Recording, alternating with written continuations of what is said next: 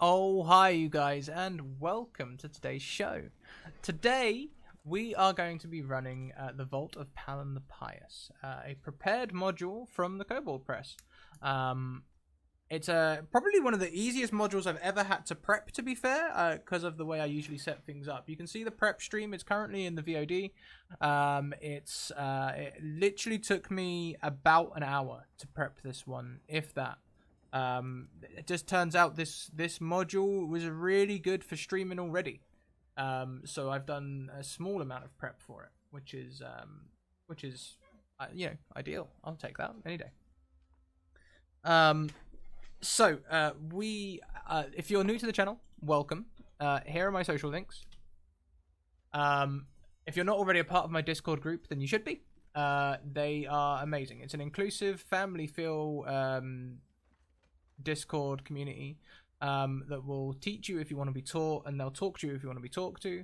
And it doesn't have to be about D&D. They're great. If you would like to get into a game, send me a DM on Twitter, and I will get you in a game. There's a bit of a backlog at the moment, but I am getting everyone in game. I'm working through that backlog now and getting to everyone slowly. If I can't get you a game this month, I will get you a game in our new season, because next season we'll be running plenty more viewer games than we currently do. At the moment we run maybe 2 or 3 a week. Next season we'll be definitely doing 3 scheduled viewer games every week, up to 12 new players a week. We should be able to get a lot of you either your first games or get you a lot more experience, confidence, or anything else. Hey Potato, how you doing? And YouTube is where I am desperately behind on videos, but I am catching up. Pop me a follow on there, and it'll encourage me to get things done. I'm changing the way I sort out my YouTube videos. I just need to get on it and do it. I should make a list for that actually. Lists run the world these days. I also have a Patreon. You can follow my Patreon there. If you'd like to support me, you can support me from as little as $1, as our new pledge has. Justin Faulkner, thank you very much for your $1 Patreon. I appreciate all size pledges, you guys. In fact, quite often a large amount of small donations can, in some cases, be better than a large pledge from someone. Just, in the scenario where someone has to pull out, it's less of a hit for me. And I want you, Patreon is especially good because you can choose how much you pay. It's very good for those of you who, including myself, people who are on a budget and have to think about how they spend their money. Also, we have merchandise. If you saw the stream earlier, you would have seen me using my little module book, which has got our logo on it and everything else, and it's perfect size for a 3-hour one-shot. Just perfect. So you can find that on there along with t-shirts, tights, cup holders, clocks, you name it. You name it. There's all sorts on there. And also today, here is today's tweet. That should be the right tweet. Every 10 retweets, we will have a Wild Magic Surge occur. Every 10. So there we go. In fact, I should update that because we've already got 1. And that, I believe, that's not the right scene. That's the right scene. That, I believe, is everything from me. Without much further ado, let's go and get our players for today. Oh, hi, you guys. You are live. Hi. Hi. Hi. Hello. Hello. Whilst I wait for OBS to catch up so everyone can actually see your lovely faces. There we go. Now you can be seen and heard. Hi you guys. We're going to be running a prepared module today at level 2. We'll do introductions first today, and then I will give you a plot hook shortly. Why don't we make our way down the screen? If you could introduce yourselves, let us know who the character you'll be playing today, and if we could also go through pronouns for both yourself and your character, that'd be very much appreciated. So we'll start with myself. I am pronoun indifferent, and I'm the DM, so I don't have a character. We'll go next down to Crispy Waffles. Oh, hi. Hi. I'll be playing a monk on this session. I'll be playing like a Hawaiian monk. He's a Samoan. So he's kind of running around in a thong. And that's about it, really. Just waiting for the adventure. Awesome. And pronouns for yourself and your character? It's gonna be he. And I'm a halfling, so I'm very small. Cool. Next down the screen, we have at Dammit Dylan. Oh, hi! Hello, I'm Dylan. I use he, him. I'm going to be playing Artress Crowley, also he, him, an elven wizard who's a private detective. So very, very dressed. You can't detect in just a thong, so he wears a long coat and kind of robes. And he suffers from smoker's cough from too much tobacco, so we'll just see how that comes in. Awesome. And what was your character name again, sorry? Artress Crowley. Artress Crowley. If you could put that in the Zoom, that'd be great. I've just realised I haven't updated your name yet. Next down the screen, we welcome at Talinia. Oh, hi, Rachel. Oh, hi. Yeah, I'm Rachel. She, her pronouns. I'll be playing Mallow of the Marsh, the Dragonborn druid, who also uses she, her is fine. And yeah, very excited to be here. Fantastic. And last but most certainly not least, we welcome at Eleanor on Fire. Oh, hi, Cutie Pie Panda. Oh, hi, Scrat. I will be playing Taya. I go by she, her for both character, or for me and my character. And I'll be playing Taya, the rogue. She is having problems mentally with herself, and it might come into play in the game. So. Okay, fantastic. Well, we'll start on the docks. Perhaps I'll let you guys tell me how you got to where we are. Perhaps it was a yearning for adventure, perhaps idle boredom, or maybe a bit of coin. But you find yourself on the docks talking to an old sailor who says, "It's true, I was hired to sail with them past the Witch's Teeth, for adventurers looking to earn a name. Who was I to throw vinegar on their fancies? I took 'em within a rowboat's jaunt of the place to the door on the rock. I know as much of that place as any other. Nothing. The man who built that door and its innards was known as Pallon the Pious, a pirate of some renown. Used to go by the name Pallon Ursulus or something like that, but Pallon the Pious is how he ended. Given his actions in life, I don't know how he made right with any god when he died. And the adventurers, well, no one's seen anything of them. You want me to take you out? Perhaps you'll find your answer there."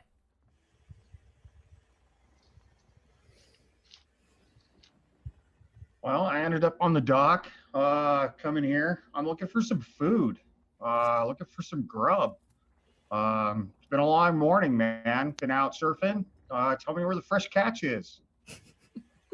Well, I mean, there's a pie vendor up the way. You can get yourself a pie up there, I suppose, before we go. Pies? I don't want pie, man. I want fish. Fish and rice, man. Oh, yeah, I'm a spice dealer. There might be, I mean, the Fisher's Harbour around the corner, maybe. They might have something down there. Appreciate it. So you guys might know that a spice dealer pretty much just told you he's a smuggler.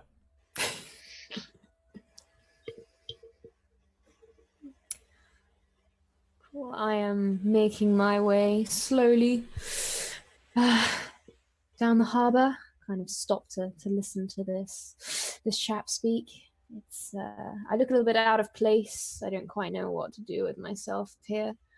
But I'm curious. I'm eager to look around and learn. I don't often kind of wander outside of my usual home, and I've come for a bit of change of pace, a bit of fresh air. And at the moment, I'm just kind of drinking in all the information, all the sounds and smells. Fantastic. You see Talia. She is keeps looking over her shoulder and just looking around and checking her background. And then she runs. She sees a smuggler and runs up to him. Did you see them? Did you see them? Well, the adventurers? No. The man in black. Well, I mean, I see a lot of men in black. Do you mean like the police or the Or the He was wearing a harbour black master. robe. A black He robe. turned into a crow. Turned into a crow. And then he turned into a crow. Do you see it flying? I mean, yeah, perhaps there is a crow playing. He's like, all right. I try to pickpocket him. Yeah, give me a sleight of hand check. There. Sleight of hand. Yeah, okay. There is a small coin purse on his waist, or a small flask on his waist. You have the choice. You can take either one. I take the coins. Okay, so he's looking at going, right, And- yeah. I just keep talking to him. Just keep an eye on the crow. Don't let it near us. Right, okay. Are one of you looking after this one? She's not with me. I kind of walk away from the smuggler and count my coin. Yeah, okay, there was 4 coppers and 2 silvers in there. Great. I guess if we're all going up to him, I'd approach him too. So, much business in Spice? Big market? Yeah. Often quiet, if you know what I mean, but lucrative when you have the opportunity. Is there like crates of spices around, or like any sign of this cargo? Their cargo? You can see there's a couple of carpets that are being taken off the boat. These don't look like spice at all. Yeah. I'm gonna like, if once we take it off, we're gonna pat it like, yeah, looks like a lucrative trade. When you know the right people, yeah. You gotta have an acquired taste for spice, you know. It's an expensive trade. But if you want passage out to that cave where the door is, I mean, they say there's treasure in there, but I don't know nothing. I'm gonna come back around the corner from that, looking for that restaurant that I didn't find. Come back up to him and be like, "Hey, brah, is this your deal, man? Come on, man, brah. Where's the food at? You always treat tourists like this? Come on, man." Are you speaking common? Come on, brah. Where's the grub at? Telling you, man. You said you were a spice dealer. You got to be able to deal these spices to some restaurant around here. I'm hungry, brah. Yeah. I mean, yeah. Maybe you're drawing a bit of attention. He's starting to look a little bit uncomfortable. He's like, look, I've got to, like, people are still unloading the ship. He's like, I've got to set sail soon. I better start getting things ready. And like he starts like clapping and getting people into order to start sailing. Where are you going to, man? Hey, past the witch's teeth. Is there some food there? I mean, there's food everywhere, isn't there? You just gotta, gotta go to someone who sells food. Can we do any fishing? Like, Are there any waves? I'm here on vacation, man. I want to, have some fun. Good waves around here, bro? It's the ocean. What is this thing? He just gestures at the halfling in front of him. Oh, that's strange. I'm on vacation too. Well, I heard something about treasure hunting. I don't know what this guy's all about, man. Treasure? It's just a I scam. Did I hear treasure? I turn around. I face the halfling. Is there treasure around here? I don't know. I'm trying to find out. This guy's like telling me there's a restaurant back over here. He lied about that. Could be lying about this treasure. I mean, I don't know what's going on. I was just trying to get some straight answers around here. Like at this point, this guy's like ripcording. He's like, yeah, no, we got to get out of here. We're 5 silvers to get round the thing. He sort of like puts his hand on his pouch. He's like, oh, where? Must have left it in my room. Would you like me to retrieve it for you? No, it's all right. I keep my room under lock and key. Wait, you said it was 5 silver to get aboard? 5 silver to get out to the door. The Uh, door. I tell you what, I won't report what you deal in, and none of us have to pay anything. Ooh, make me a persuasion roll. Ah, that's a 6. On a 6, he's like, I tell you what, you pay full price, and I don't smash your teeth in. Fair? I don't think there'll be any need for that here. I have some silver and I'll pay for myself. Lovely. Hop aboard, madam. Thank you. Now look, seriously though, I don't want to cause any trouble. All right, I'm under the watcher's eye enough. If you want to hop aboard, hop aboard. If you don't, you don't. You can pay me the silver after you found your treasure or died. If you want, I don't care. All I'll right, pay you bro. after. I'll hop on. I'll pay you after since you lied about the food. I'll pay you after. I didn't lie about the food. We're on a harbour. How can you not find food in a harbour? I don't understand what your problem is. He has a point. I see people unloading fish like right over there. I don't want to. I was told there's good restaurants around here. Anyways, get on board. Before I get Yeah. on board, I grab the smuggler's hands and I say, I will pay you, but it'll be on your corpse because the man in black is coming to get you. You are a strange one. I will be very wary of the man in black, just in case your portents have any truth to them. But please let go of my hands. You're making me a little bit nervous. I let go calmly Thank you. and I step on board. Right, I'm gonna go drive the ship now. And he sort of like stumbles away. The journey is short around the Witch's Teeth, and soon you find yourself on being let off onto a small rocky plateau. On this rocky plateau, there is a sea cave. The door's just in there. The other adventurers, well, they didn't come back. 4 of them there were. Well, how long ago was that? Last week? Maybe the week before? They could be fine. They could just be spending time down there. It could be very pleasant. Yeah, that's obviously what people do. I What don't know else? what people do. I mean, is it just a rocky plateau, like nothing else there? As a sea cave, you can walk into it. It's quite large. Kind of like the one behind you, and you're. There's a strange man there speaking to a screen. No one knows what he says.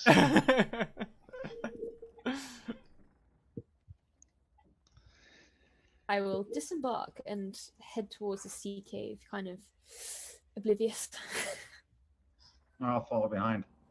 Okay. So it's not difficult to get inside the sea cave, and you can find a square slab with a sort of hollow in the center with a cup like poking out.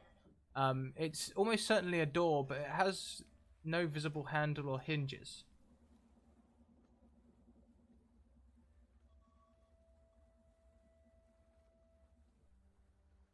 The cup is silver and has a small inscription carved above it. Can I attempt to read it? Is it Yes. in a language I'd recognize? Yep. The inscription reads, "Give to receive."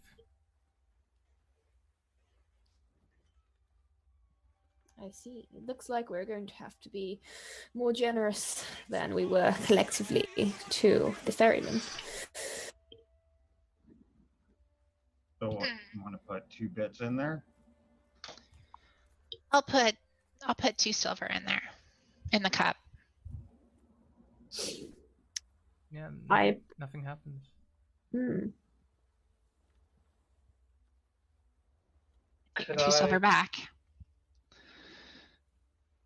Can I put water in the cup? You can, yes. Yep, I filled the cup with water. See if that does anything. No, nothing. Do we see any Hmm. remnants laying around the cup? Stains? Why don't you give me a perception check? What should I roll for that? Perception. That'd be a wisdom check with proficiency if you have proficiency in wisdom in perception. If you're on the roll 20 sheet, it's in the your sheet doesn't get finished off. Yeah. I could So use those. plus your perception, whatever your perception bonus is. So 13. A 13. On a 13, you can see small traces of dried blood in the cup. I knew it. Oh no. I hope This don't look good. Looks like we got some cannibals on this island. Looks like he brought us here not to have food, but to be eaten. I think that's a little over dramatic. You I- think? It's a bit of an assumption. Besides, Well- it wouldn't be cannibalism unless they are also halflings. It would simply be carnivorous. Yeah, but those people never came back. Still doesn't suggest it's cannibalism. I mean, you have to be specific. Well, whose blood's going in the cup? I'm a little person. I don't have that much blood. I will go. By all means. Someone Talia, was, Talia pulls out her dagger and takes the dagger to her thumb first, Mhm. and just kind of does a quick slice, and in the cup just kind of drips some blood into it. Yeah, with that small amount of blood, I'm afraid nothing happens. It looks like the cup has previously, you can see like on almost a watermark where the cup was nearly filled before. Well, it only seems right to each give an equal amount of blood to fill this this chalice. there. Would you No. agree? Sure. So to fill the cup between the four of you, I will need you each to lose 1 HP. Very well. Oh no. All right. I need those. Don't we all, my small friend? Oh. Yeah, but that's a ninth of my health. That's right.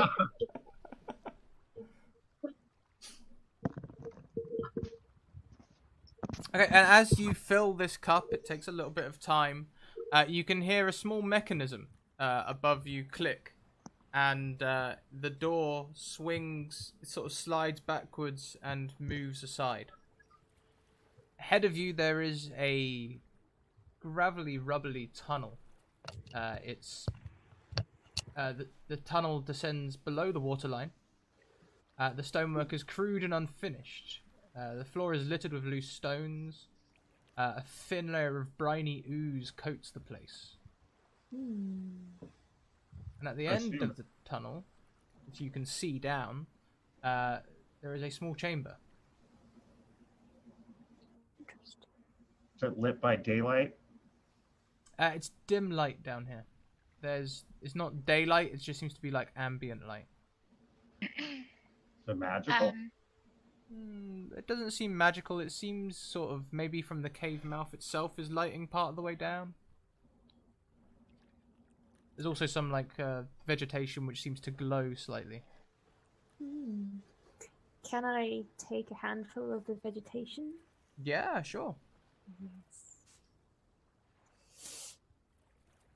Have some glowy stuff. Is that a technical term for it? That's what Mallow is officially going to name this new species of vegetation. And I shall document it in my book. I take a knife and I kind of scrape up some of the ooze. And I look to the halfling. I said, "You were hungry. Yeah, but Here. for food, not for salad. Eat it. The man in black will get you." That's okay. I'll let him get me. I'll pull out my short sword and slowly advance down the tunnel looking for traps. Okay. Would you like to make me a perception check? Sure. That would be a 12. So heading down the tunnel, there are no traps or anything like that. In the chamber below, there are some wooden planks, old, slightly rotten planks.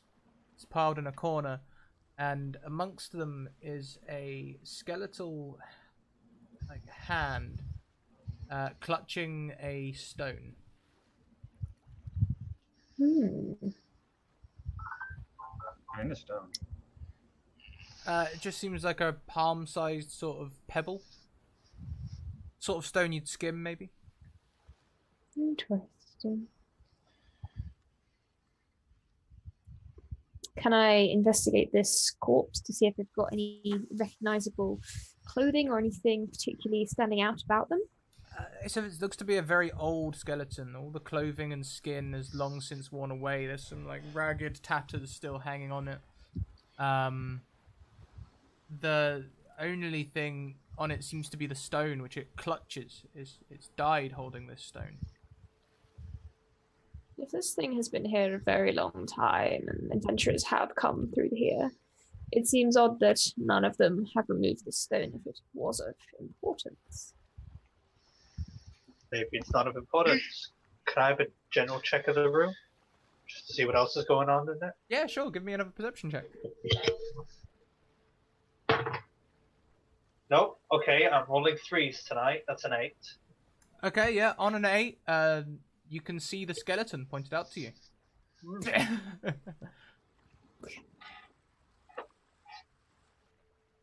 Do the planks look like they were used for any specific purpose? Perhaps boarding up a walkway or something like that. They've got nail holes on each side. They're sort of like holes used when they're covering something. Maybe a well or a... It seems too many of them to be a well. They're not circular, so I guess a doorway it might look like. And we don't see any kind of entrance or anything else in this chamber. Oh, as you step into the chamber, there's an exit leading onwards. Aya keeps looking over her shoulder the entire time, just kind of just very, very on the frets. And she says out loud, "Do I take the stone? Yes. No. Leave the stone. Take the stone. Grab the stone. No. Yes. Yes." I grab the stone. As you take the stone from the skeletal hand and turn it over, you can see the word "wrongchus" on it. Spelt the same way as righteous, but as though the word right had been replaced for wrong. Wrongtress. I haven't got the best grasp of common, but that doesn't sound like a real word to me. No, maybe it's someone who struggles with it, trying to convey something. That would make sense. Maybe they were sailors or pirates. Tend to use slang. Well, Talia, as you pick up the stone, you suddenly feel compelled to tell the people around you a story of a great wrong you have done in the past.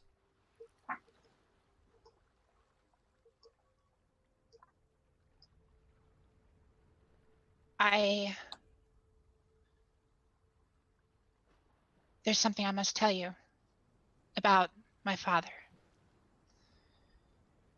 Well, I wasn't expecting this.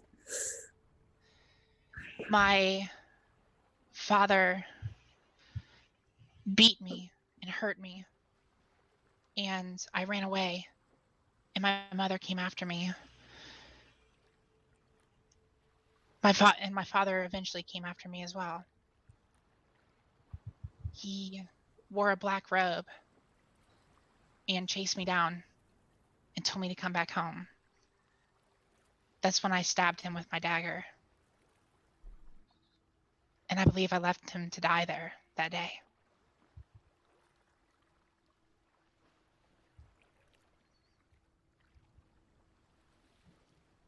and I've been living alone ever since. I guess it's I dropped stunned. the stone.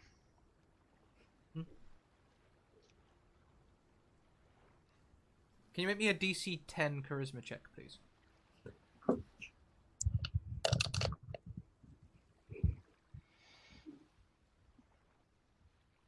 Charisma check. Yeah, you passed the check. You feel fine. You don't feel as though the stone was necessarily the cause of that, but you feel like a weight has lifted from you. How does everyone react to this story? I'm standing there quietly, just kind of listening.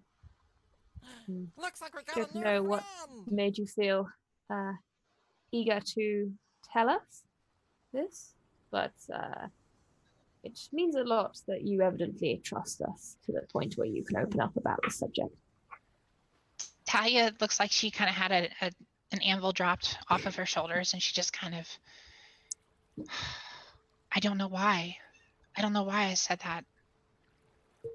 I don't know if it was because of the stone, or if it was just me trying to open up.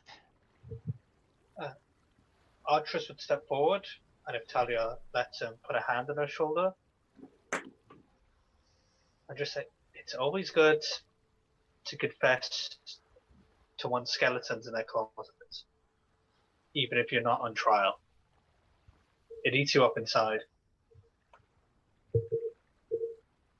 I appreciate that. Thank you. I'm going to take a smoke. You want one? A what? A smoke? I don't know of this smoke, but yes. Okay, try to teach you how to smoke then. I give her a pipe and I take her through it. And then all of a sudden you see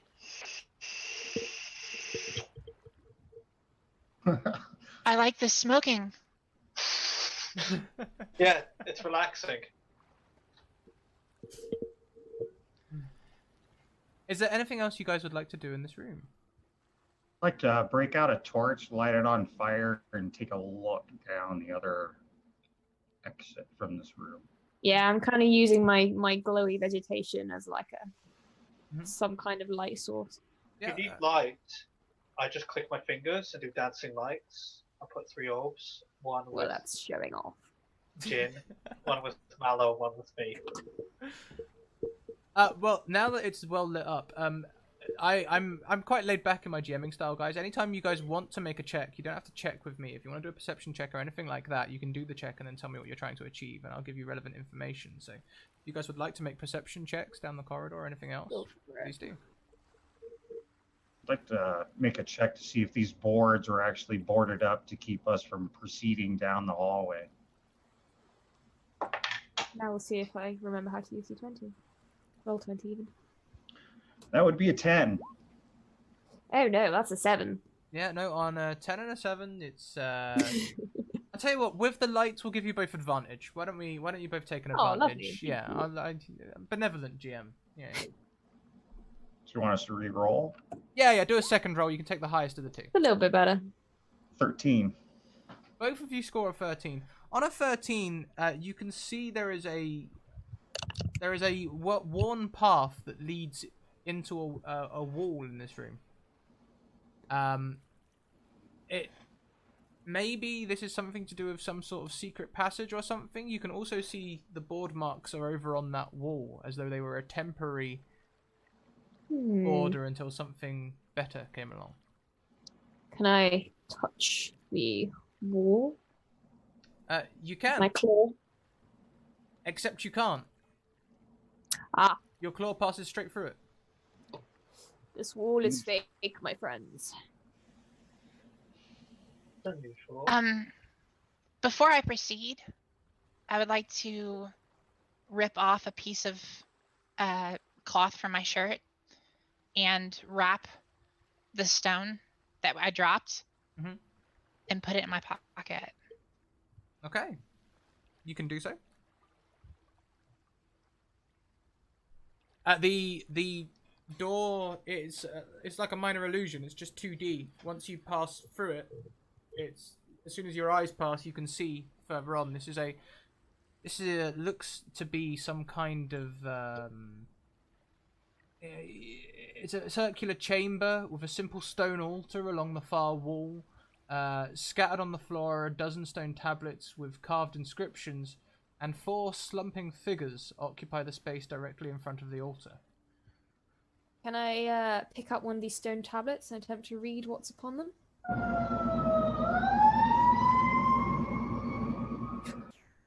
I made a mistake. I guess that's a no. You can. As you enter the room, the 4 shambling figures begin to stand. Fun. I just wanted to read. They moan, "Wrong! Wrong!" and shamble towards you.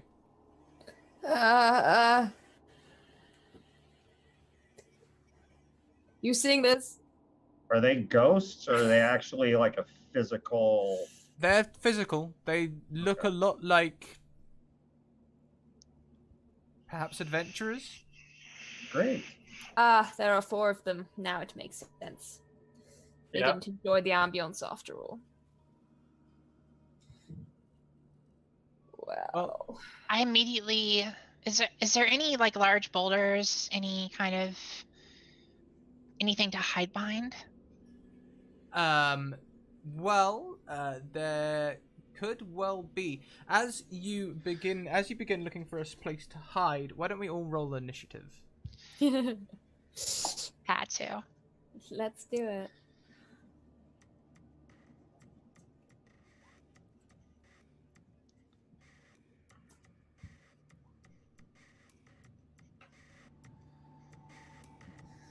Very average. I hate to be annoying, but Roll20 wouldn't let me add it in. My initiative's gonna be 16 because I also add my intelligence to it. That's absolutely fine. Let's see, what have we got? We've got a 10 there, 13, a 16 from you because of your intelligence as well, and Jin? Should I roll 20 on that then? Yeah, roll a d20 and add your dexterity bonus.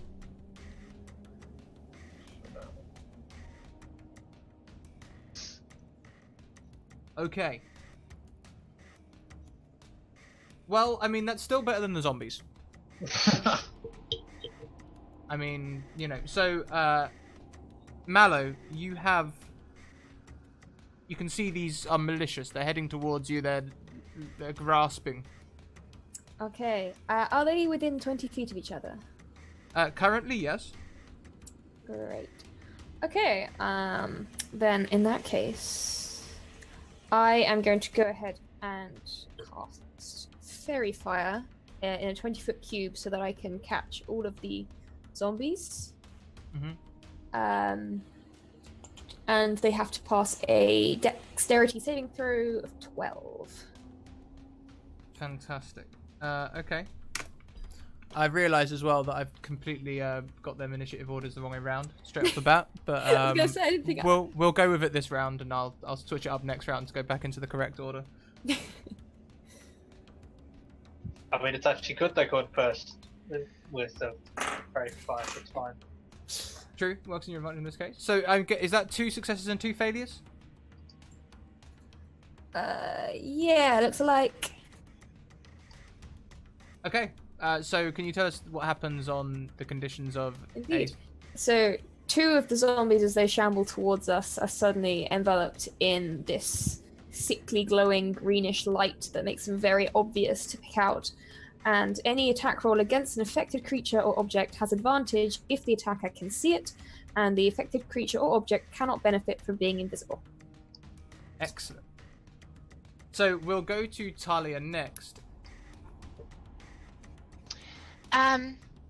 Again, I'm gonna ask whether if I can take a look around, see if there's any dark areas that I can hide, any large boulders I can hide behind. Yeah, sure. Why don't you make me a stealth check? Sure.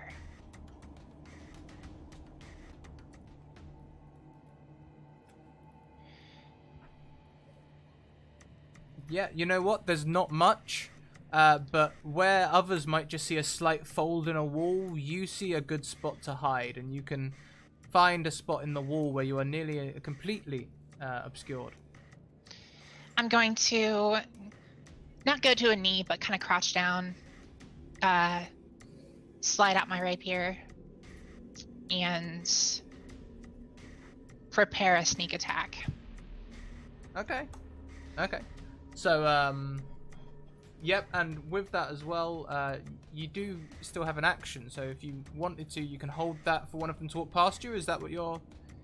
Yeah, I'm trying to visualize where I am compared to where these... Yeah, okay. You can set yourself up somewhere where you can be between them and the party members. They're sort of heading straight from the altar to everyone else, so you can easily find a spot somewhere between them and there where they shouldn't be able to see you and spring out on them. And then I'll hold my action, or Okay. Yep. Artress. I'm just gonna firebolt the nearest one. Make sense? Solid.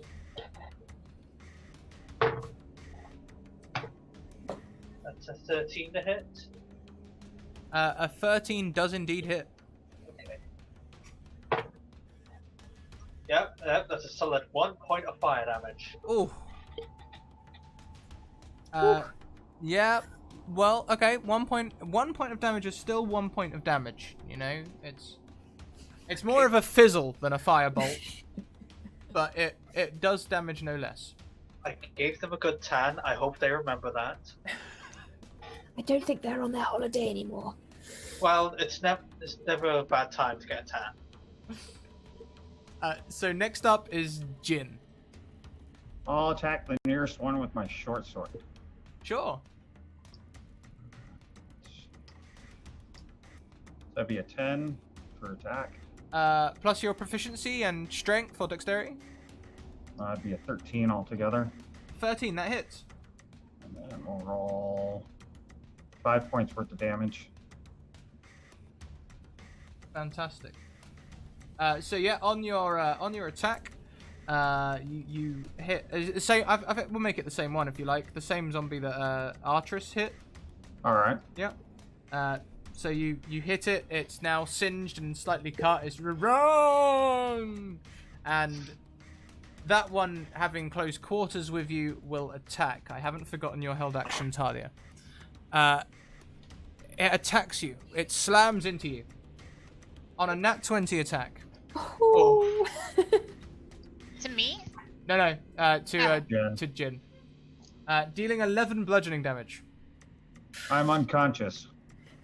No. The next zombie is heading towards Mallow, and as it does, it passes you, Talia. I am going to sneak attack it. Uh-huh.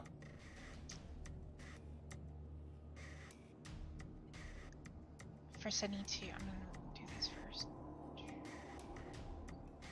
You have advantage on your attack.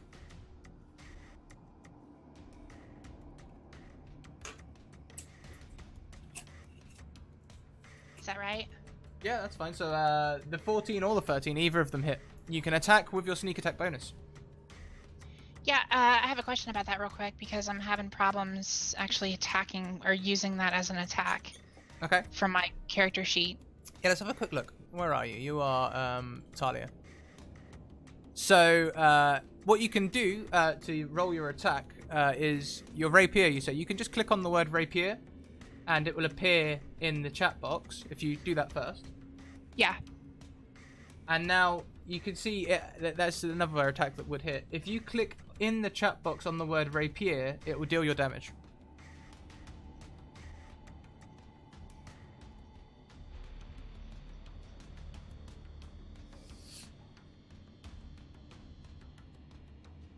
There we go. There we go. That's 10 solid damage. Immediately you lop off one of the zombie's arms. Its arm just comes away with your... I guess as you sort of like, it's more of a spike movement with a rapier, isn't it? Like, yeah. how would you? Why don't you describe it? How does it look when you remove the zombie's arm? I'm going to do a full jab with both hands into his shoulder blade, and as I'm pulling away, I pull off to the left, and just completely remove his arm from the shoulder up. Yeah. Okay. And as you do this, he rounds on you, shocks, and slams into you as well for a 13. Does a 13 hit you? I think it does. It matches my armor class. Oh no, on a match that'll be a fail. I'll put that in favor. Matches, you have to beat.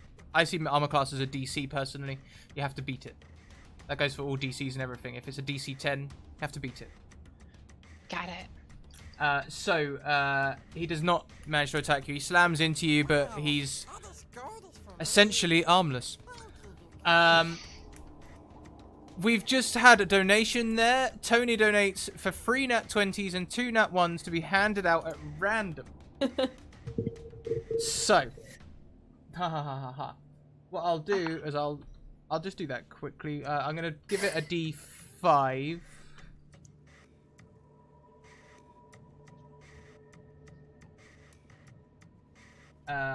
Two, 3, 4, 5.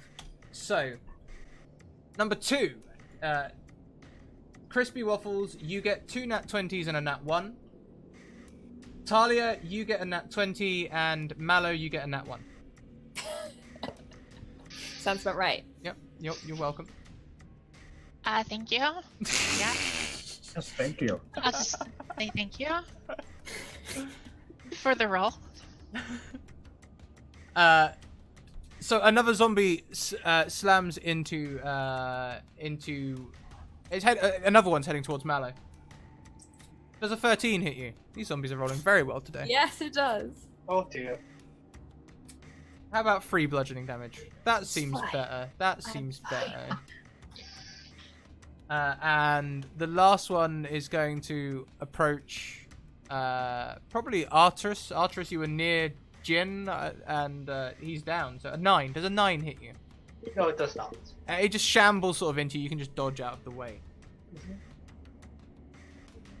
And so that is everyone. We go back to the top of the attack round, which is in fact Talia and not Mallow, despite previous assertions. Talia, it's your turn. I'm going to just roll to attack. Can I use?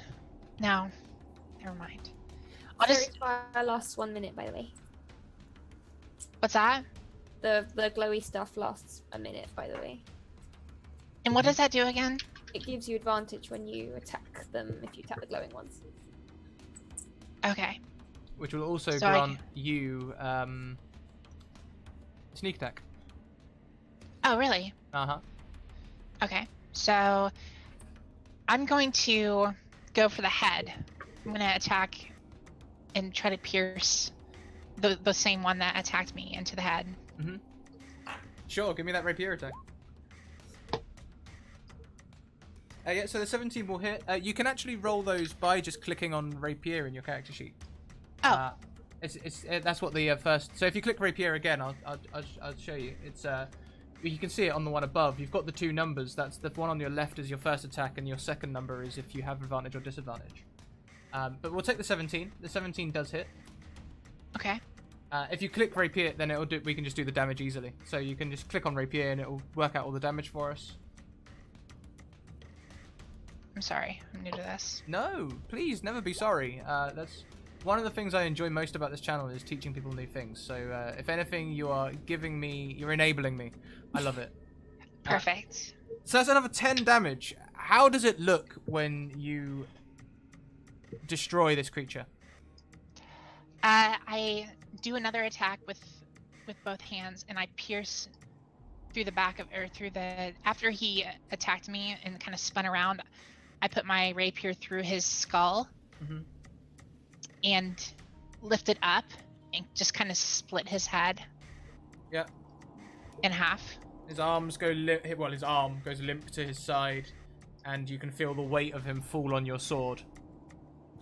Looks like we got a new friend. And then I can move, right? Yeah, you've got Yes, sir. movement. You've still got a bonus action as a rogue. You can hide or. Oh yeah, that's right. I'm going to move toward the halfling. I don't know why I don't use your name. It's just, you said you're a halfling, so it's just like. I'm gonna move toward the one that attacked the halfling, and try to get it away and attack him as well. Okay, cool. So you're just gonna grab its attention, I guess. Yes. Okay. So next in the order would be Artris. Okay. So, how are the zombies clumped up to each other? How far apart are they from each other? Well, one is now dead in the corner. One has approached Mallow, and I guess the other two are near the body of Jin and you. Okay. Talia is now between you and them.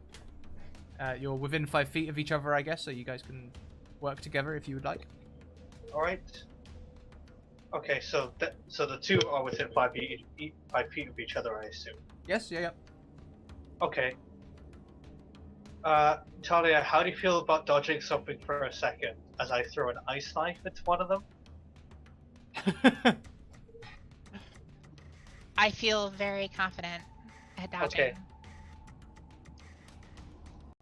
It's just a dexterity check, right? It's a dex save. Well, I have to hit first, I think. Yeah, it's true. Okay, so give us that attack roll for the ice knife first of all. The piercing damage as you throw this icicle. Yeah. That's a 24 to hit. That hits. Most definitely hits. Okay. So then the initial damage is a 10. 10 points of piercing damage. Fantastic. Yep. So, do you aim for the one that's already been injured or the one that's fresh? One that's already been injured. Okay. Yeah. It strikes solidly, and then I believe it explodes, doesn't it? It then explodes into shards, so each creature within 5 feet of it must succeed a dex save or take 2d6 cold damage. Ooh. Ooh. Ooh. I'm guessing the creature that's already on it takes that ice damage, so I'm gonna flavor it that when the ice knife hits the zombie freezes over, and the whole zombie shatters and explodes outwards. So Talia, Artris, and the other zombie will all need to make dex saves. Oh wait, that involves me. I didn't think about that.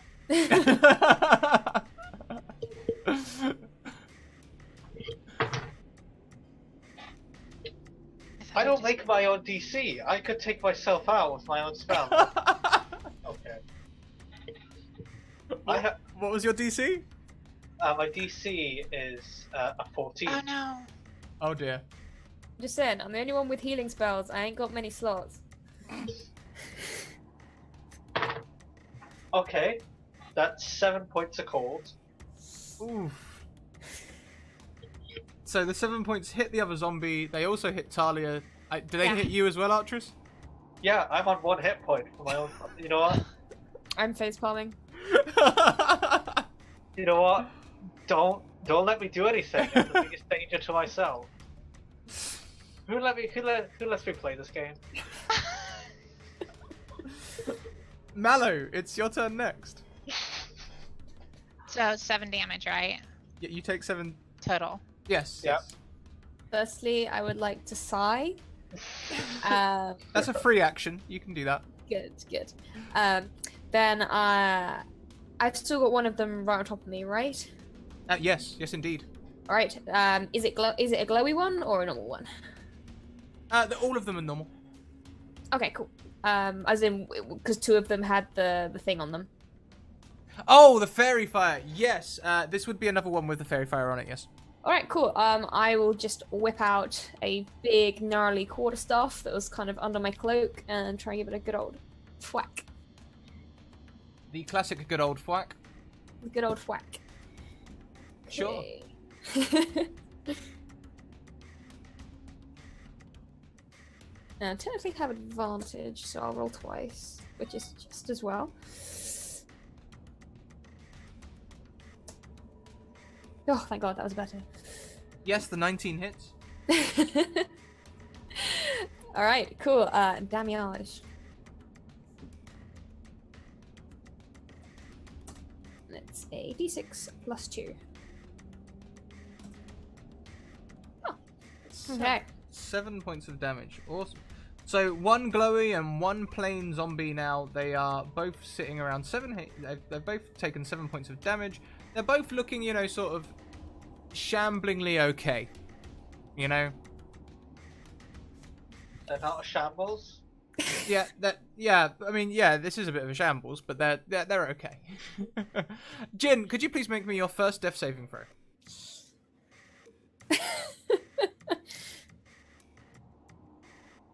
And where do I find that?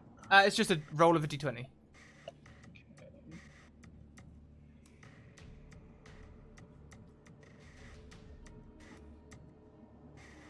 Got a 12. On a 12, that is a success. You have one success to your name. Yay. So now it is the zombie's turn. The zombie on Mallow is going to attack with a 14. That does hit. It does 7 bludgeoning damage. Ugh, I'm fine. And the zombie that Talia is gaining the attention, the ire of, also attacks with an 8. Ah, that misses. That misses. The zombie sort of, perhaps knocked back by some of the frozen explosion, is... It's your turn, Talia. I'm going to do another jab. If I do a called shot, can I do a called shot at disadvantage? Or how's that work? I'm not sure. How do you mean a called shot? Like, if I wanted to aim directly at his head. Oh, yeah, I mean, what we can do is, on the attack roll, if you get, like, a nat 20, we'll definitely get it. On anything else, it'll depend on how much HP it loses. So, if you do a good, strong hit, and it's enough to fell or wound the creature, well, I'll just flavor it that way. So, okay. Yeah, you can call the shot, you can aim for things, certainly. Remember, you do have a nat 20. I think I'm gonna go ahead and use it. Okay. So that'll be double damage. So...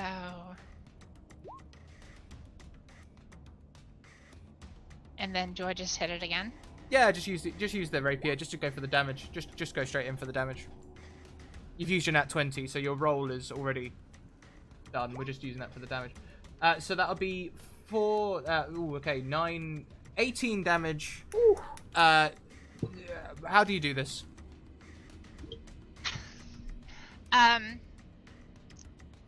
This time I am just doing a jab to his face with my rapier. And yeah, I just kind of... This time I put it into his head and kind of wiggle it around. Mm-hmm. Okay. And just kind of discombobulate his face. Scramble it up a bit. Scramble it up and then just kind of slide it out. Yeah. To the side.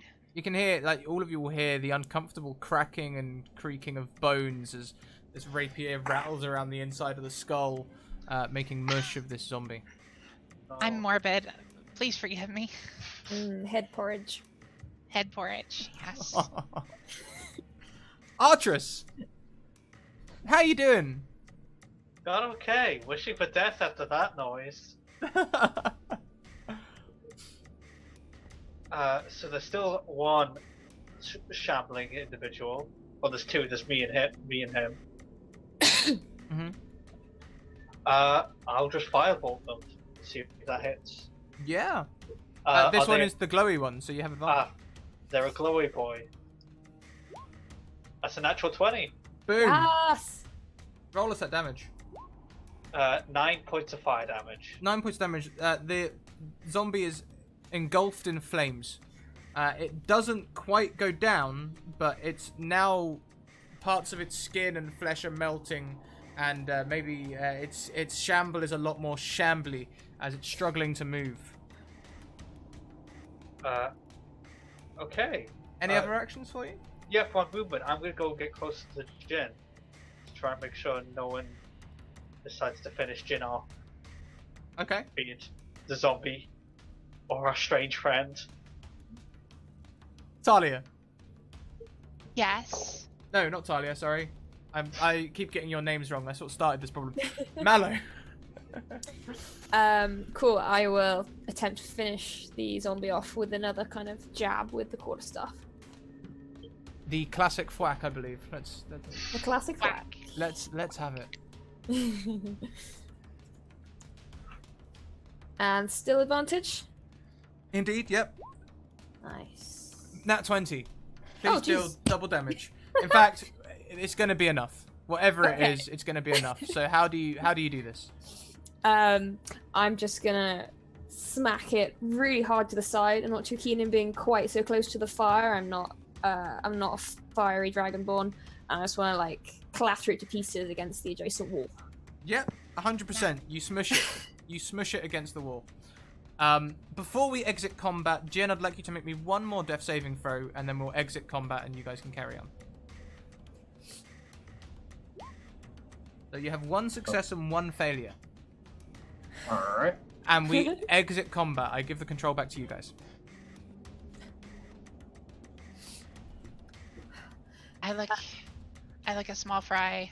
Is he's not even conscious, right? No. No, I'm knocked out. I will rush over and kneel down. I probably still kind of dwarf the little halfling, and I will cast Cure Wounds. Excellent. So I believe that's a D8 at level 1. Yes. D8. I've got D8 plus 2 for my Wisdom modifier. Perfect. Cool.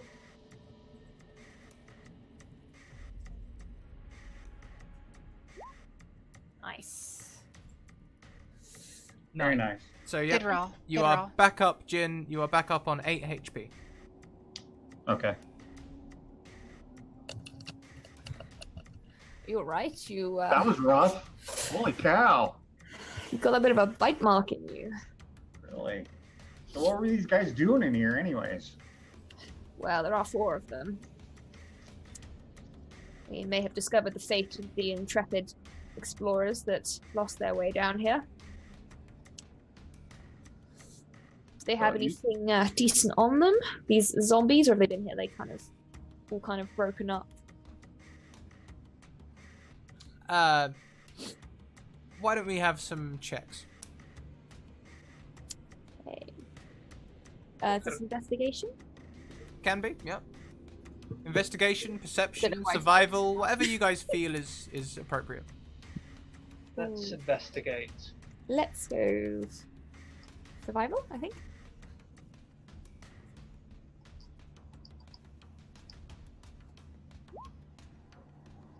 Okay.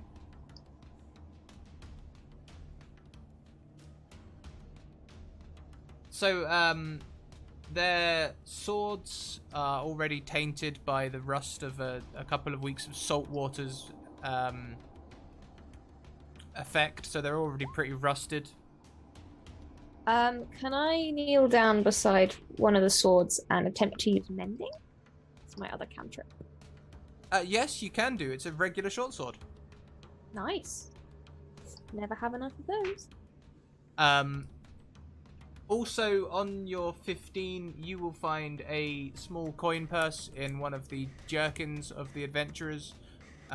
You can share that with your party or not. That's up to you. I will share it with everyone. I found this. I think we all took part in this incident. I think you deserve some of this. Yeah, okay, so split evenly. There's 20 silvers, so you can get 5 silvers each out of it.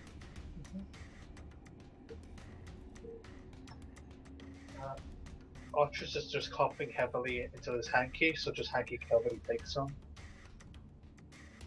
He coughs something up into it, but he pretends like it's nothing.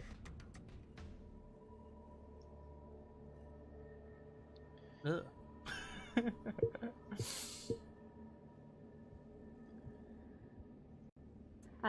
Is there anything else of note in the room now that kind of everything's calmed down? Well, you were originally going to read the tablets. Oh, yes, I remember this, and I will attempt to do that again. That will be an investigation check, please. Yay, there we go. You said this was an altar room, right? Yeah, like a prayer room or something like that. I'm gonna use my religion and make a proficiency check to see if I can see maybe what religion was taken on in here. Yeah, certainly. Give us that check.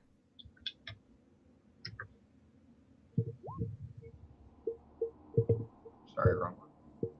Yeah, so it would Not a seem 16. it would seem that this room has been was a prayer room, perhaps of Pallon the Pious himself. The tablets are covered in scribbles that make nearly no sense.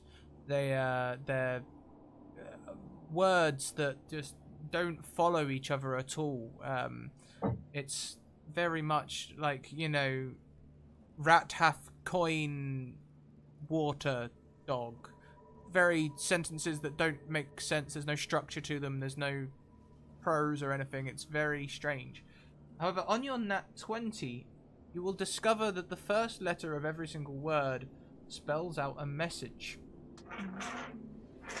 And the message is, perhaps in madness or perhaps in genius, that overcoming evil requires much wrongchousness.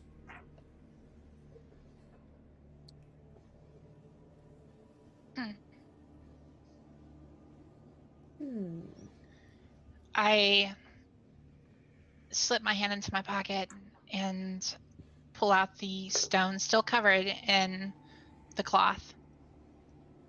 And I look to the group. Is there maybe a place that we could put this stone? Or is there maybe a reason that skeleton was grasping so tightly to the stone? Is there anything already on the altar itself, or is it empty? The altar is got these tablets on. There's an old worn-down candle. It's the table itself has been carved into as he has been getting more and more erratic in his spelling. It's the same message over and over again with different words. There's nothing else of particular note on the table. Can I do an investigation of the? Are we in a? We're in a closed room now. There's no exit. Yeah, no. This is just only the way you came. Can I do an investigation of the kind of walk along the walls and see if there's any place that a stone would fit into? Yeah, give us that check. Yeah, I'm sorry. Oh, no, Getting there.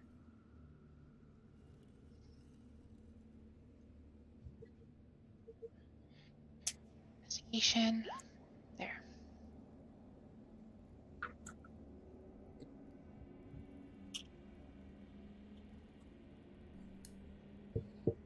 Did it pull up? On a nat 1. Unfortunately, this room may have many secrets, but we're not sure what they are. Copy that. Could I take 10 minutes to do a detect magic? Yes, certainly. Just ritually cast it. If you would like, you can also take a 15-minute long rest, and I'd give you each one hit dice to restore. That would be lovely. That That'd be great. would, yes. That would be nice. What are my hit dice? With your detect magic, which you cast while people are resting, you can detect there is some sort of necromantic magic from another area in this cave. In what relation is that other area to where I am now? It would seem a lot like if you were to take the other passage from the chamber that you came from, the one that was not a secret. It's down that way. Cool. Right. Okay. So, do you know the other chamber? I think we would find more of this. I don't think we're dealing with cannibals, but, well, these people are bitey. It seems so.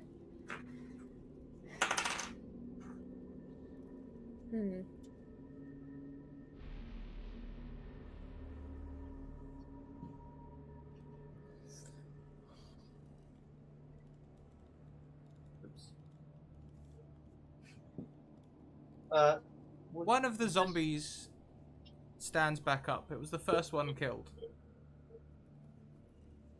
Uh-oh. Who's he closest to? It's just shambling back up. It's the one in the corner. The one that Talia pierced her rapier through. It sort of shambles back up, the one-armed one. Nah, wrong! Starts lurching towards you. I firebolt it. Certainly. Wait.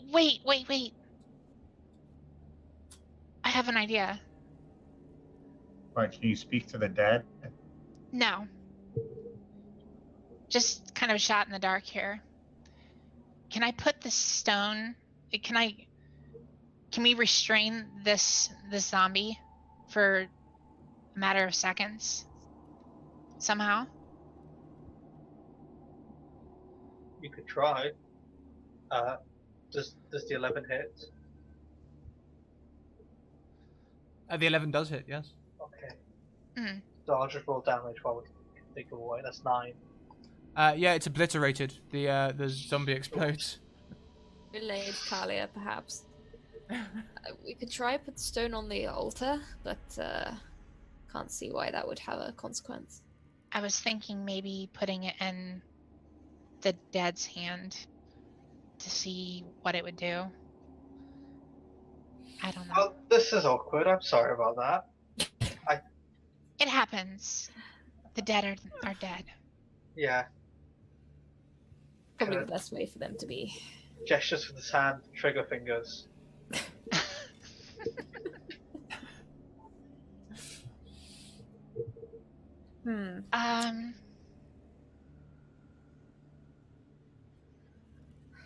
They keep saying wrong. Yeah. Suddenly, Artress, you feel compelled to tell your other party members a great wrong from your past. Great wrong from my past. Yeah, a great wrongdoing you have performed.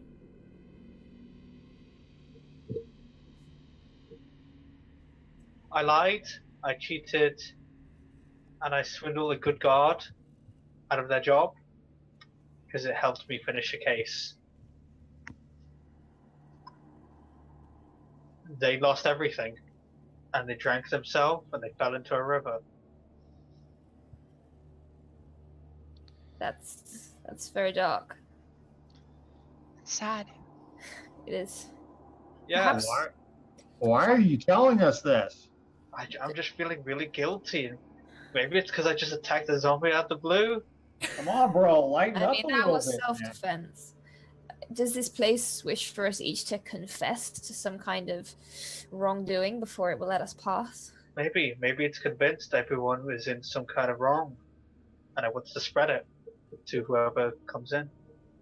Could you please make me a DC 10 charisma check? Or charisma save, rather. That's a 10.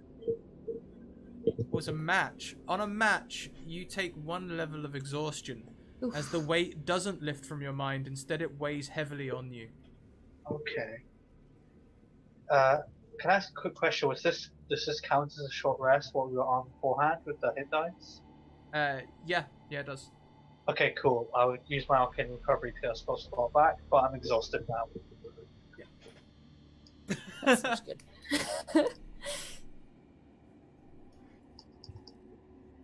Cool, cool, cool. Should, I don't know, maybe should each of us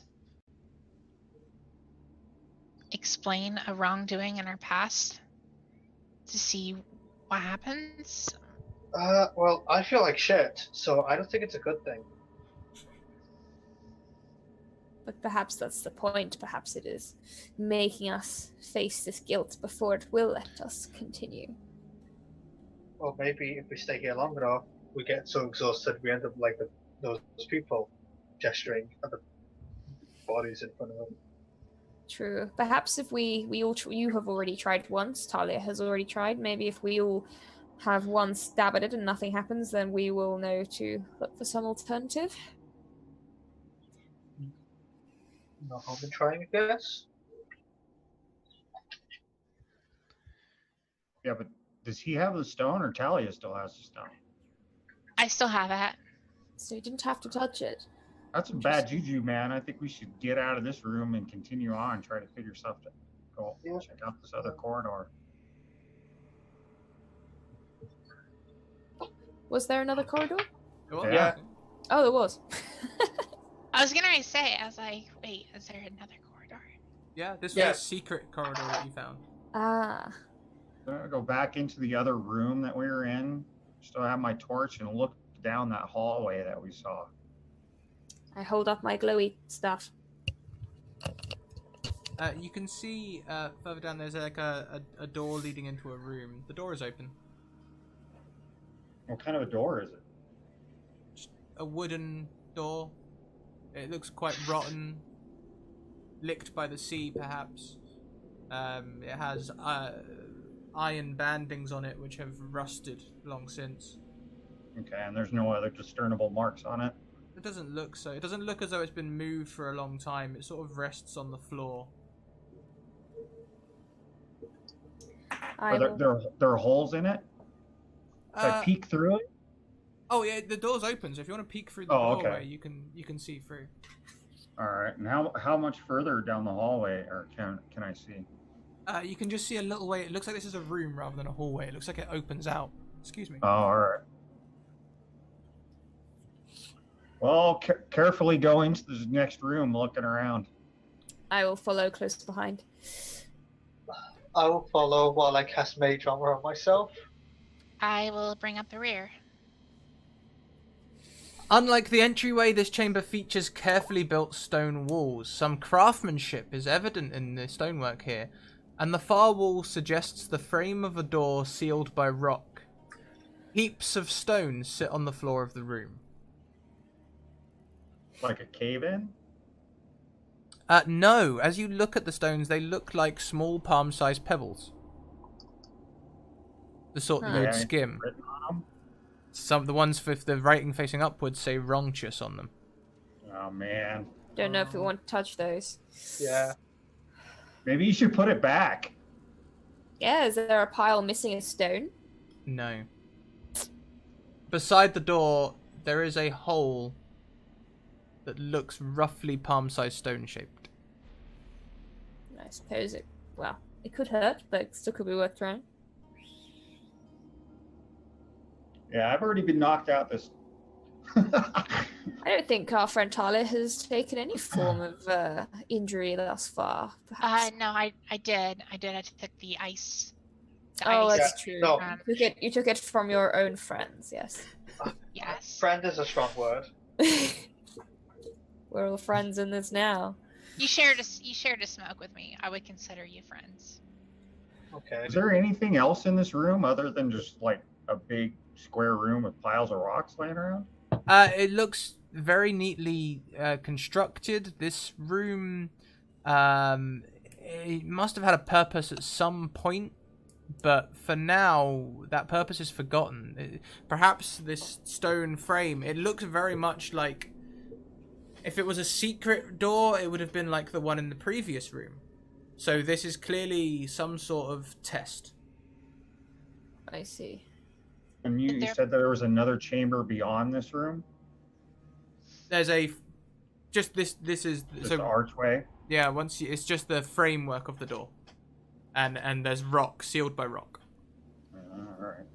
Can I do another detect magic? Yes, you can.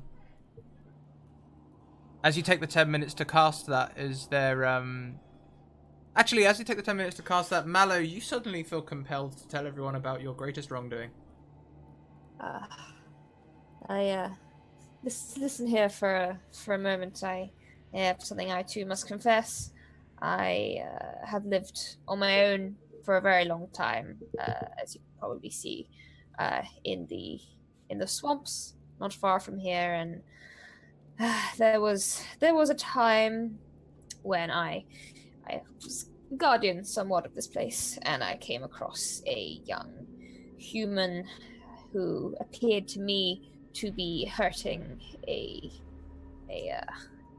creature. He was hurting a deer in the forest. I thought he was doing it cruelly, and I attacked this youngster.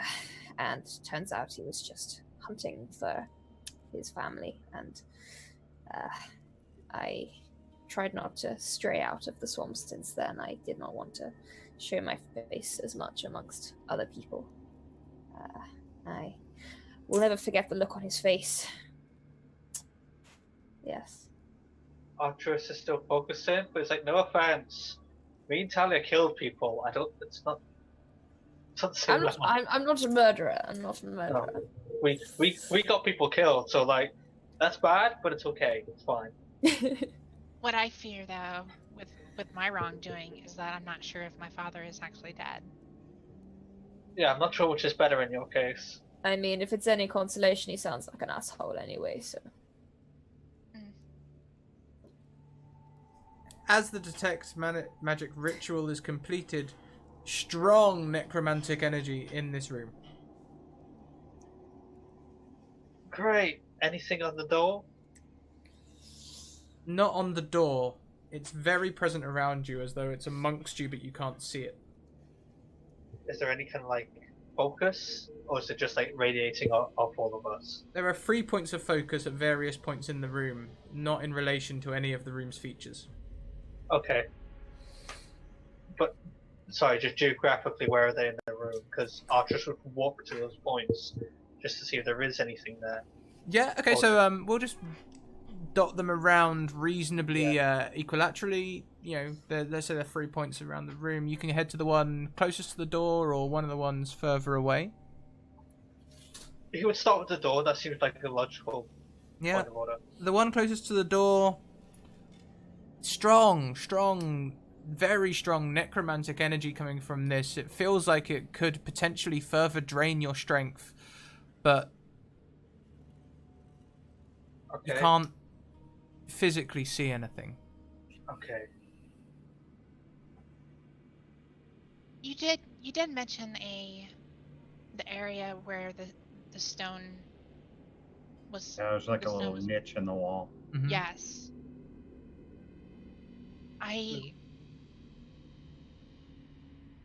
Do all the stones look exactly the same? They're all roughly the same size. It's as though someone selected these stones for their size and then carved Wrongchus into them. Carved them.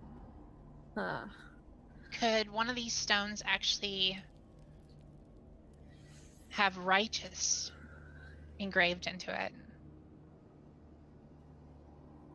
It would involve touching a lot of them to check. Yeah, I don't feel like doing that, if I'm honest. This whole room's dangerous enough. Ultras, did you tell us about the necromantic energies? Yep, he would be pointing it out as he walks around the room. Was one of those spots anywhere near where I was standing when I had my compulsion? No. Okay.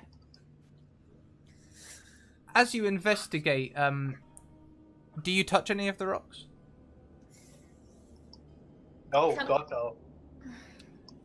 Could I poke one of the piles with the tip of my quarterstaff? As you do so, you disrupt the pile and it tumbles. Below it, there is... I'm sorry. Below it, there are some words written on the ground, on a plaque. Can I read them, but not aloud? Certainly. They say,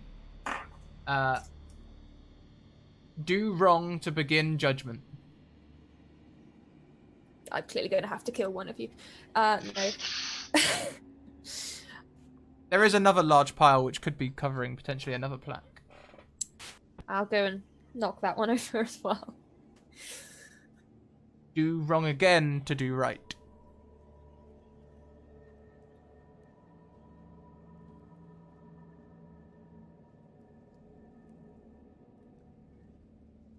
Jin, punch me. What? My little hand's not gonna do anything. Punch me. All right, I'll punch her in the shin. Sure, give me an attack roll. Sacrifices I make.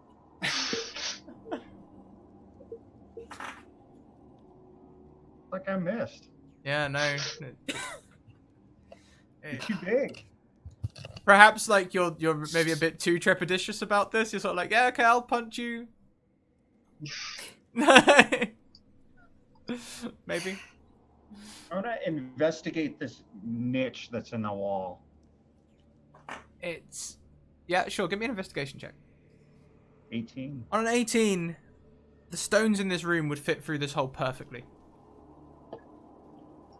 What, like a little piggy bank or something? Like we would just put them in like little slots? Yeah, Maybe. looks that way. Perhaps. I don't want to touch them. When it says do wrong to kind of be judged, and then do wrong again to do right, perhaps something bad will happen if we put one stone through, but then something good might happen if we put two through. Are there any other piles that we need to knock over to look at more tablets? There are a lot more rocks around, but none of them are in piles big enough to cover a plaque. Okay. I'll take one and throw it through the little slot in the hole. As you do, can everyone make me a DC 10 Constitution check as bright lights flash all around you? Oh dear. I don't like it. Oh.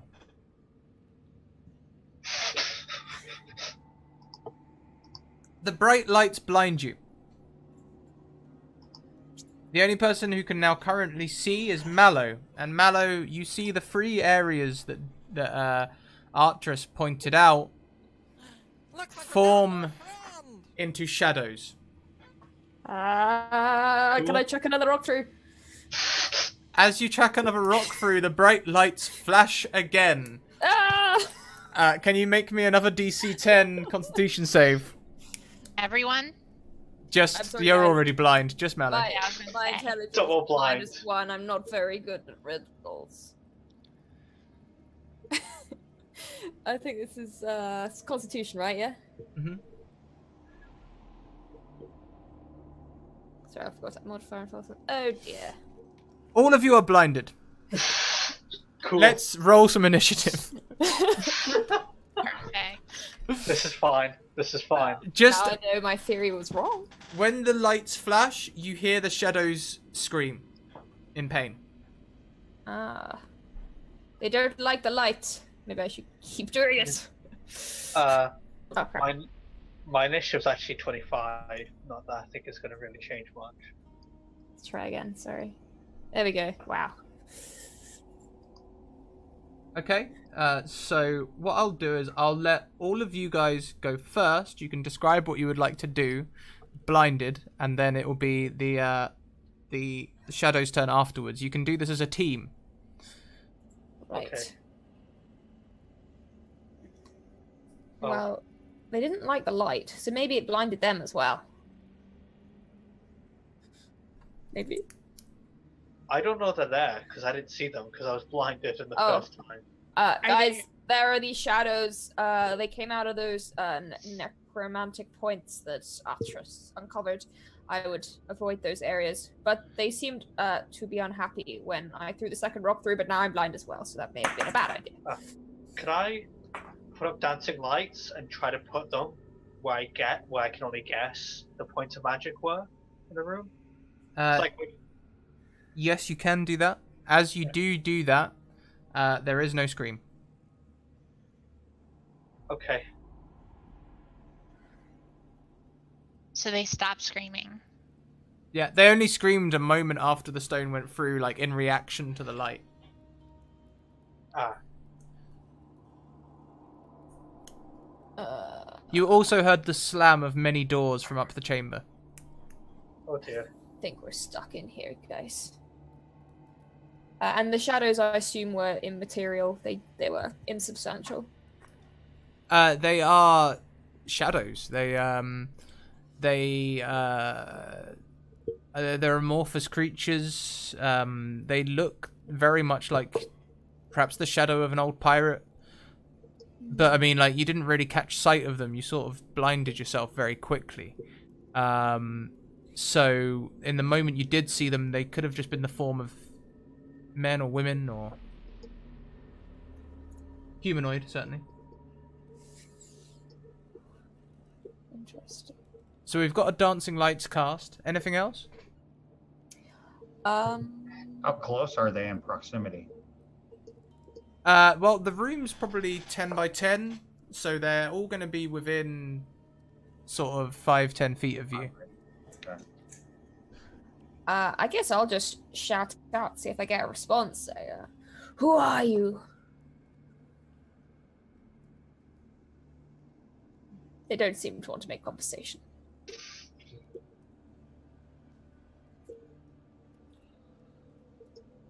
Any other actions before we go over to there? I guess I would just hold an action to defend myself because I can't see very well right now. I'm gonna hold my action with my short sword in my hand. Okay. Same here. Okay. So the creatures approach. You can't see, but you suddenly feel a cold touch. Come on, what was it, like a finger running down your spine? Artress. Does a 13 hit you? No, thankfully not. These will be made with advantage, of course, because you're blind. Yep. Sorry. Okay. Mallow. How about 20? Yes.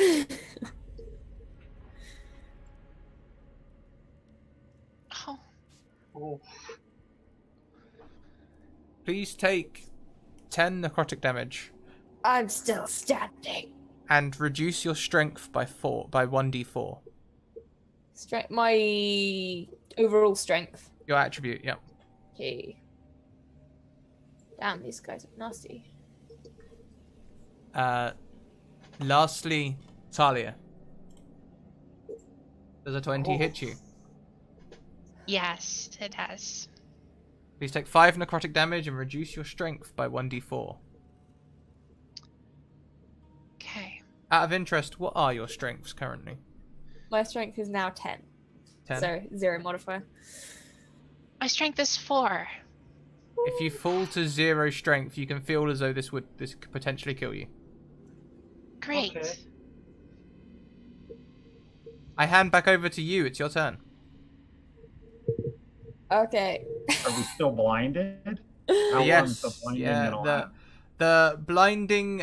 You've got the feeling that it's going to last, probably not forever, but definitely around a minute, maybe. Each All right, round's so roughly 6 seconds. So we're still blinded. Oh yes. Oh yes.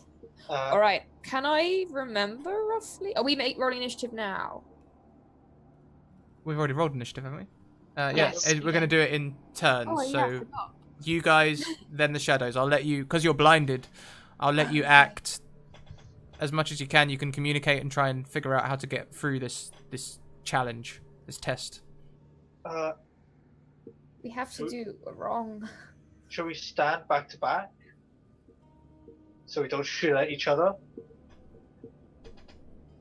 I don't know if attacking these shadows is going to make any difference. I feel like this is a different kind of test. I could be wrong. Mallow, you did say that the shadow shrieked after you put the second stone in. I did, and the message on the floor said to do another wrong, to do a right. So perhaps we have to keep doing wrongs by feeding stones through that door. That's what I'm thinking. We're gonna be blind forever. Well, perhaps with your eyes closed. As in, find the hole and then close your eyes. Yeah. I'll wait until it's my turn. So how many of these stones are approximately do we need to put into the little slot? I don't know. I don't I know. mean, how many are in the room? Hundreds? As you put one in, you heard another stone clutter against the floor. Oh, they Oh, just so keep like going. going Up a conveyor belt. Unless we're literally just funneling them in back to the room, and this isn't doing anything. Well, it made the lights appear, so there's that. Yeah, I don't think I can hit a shadow, and I do some magic stuff. I'm gonna try. I'm gonna try blindly firing a fireball to whatever tried to touch me. Okay. Give me an attack roll at disadvantage because you're blinded. Okay, an 8. An 8. Unfortunately, does not hit. You hear your blasts hit the wall. Okay, then I'd be inclined to believe you. Right. Well, cover your eyes, everyone. And then, because am I still fairly close to it since I shoved one through before I was blinded? I guess so, yeah. Why don't we do a check since you are blind for fumbling around in the dark? So you could use, perhaps... trying to think what you could use. Maybe... I guess would it be Dex or Sleight of Hand? Yeah, Dex, sleight of hand, that works. Perception? Not, I mean, it is feeling, so maybe perception. Your perception blinded, perhaps. Yeah. Yeah, you could do. You could give us that. All right. I'm gonna attempt to put another stone through the hole. Oh my god! I didn't even need to use my critical one. Yeah, no, you can't find a stone. You know where the slot is, but you can't find a stone. You're fumbling around on the ground. The stones have gone, guys. I still have one in my hand, or still have one on my person. Since we're in initiative, I guess I will wait until it's my turn to add. So, like, I'm letting you guys all have your action together. So, okay. As far as you guys are concerned, it's just going to be you, then me. That's the initiative order. So you guys can sort out your actions between you. Like I said, I already have a stone in my hand or on my person. Should I go ahead and try to slot it in? I say that to the group. What? Yeah, give it a try. See if it does. I'll shield my eyes. And everybody needs to close their eyes immediately. Mala, do you help Talia find the hole? Yeah, I'll try and guide her to it since I found it last time. Okay, you can make me a flat perception then. No disadvantage on this. Flat perception. Okay. Oh. Yeah, that's good enough. You can find the hole. You push the stone through, and as you do, you guys can't see this, but maybe the white light covering your eyes intensifies for a second, even through eyes covered, and you hear the shadows scream again. I think it's working, guys. Jin, you haven't done anything this round yet. See if I can find some rocks and pass them on to my associates here so that they could feed them into the hole. Okay. Give me a perception check at disadvantage.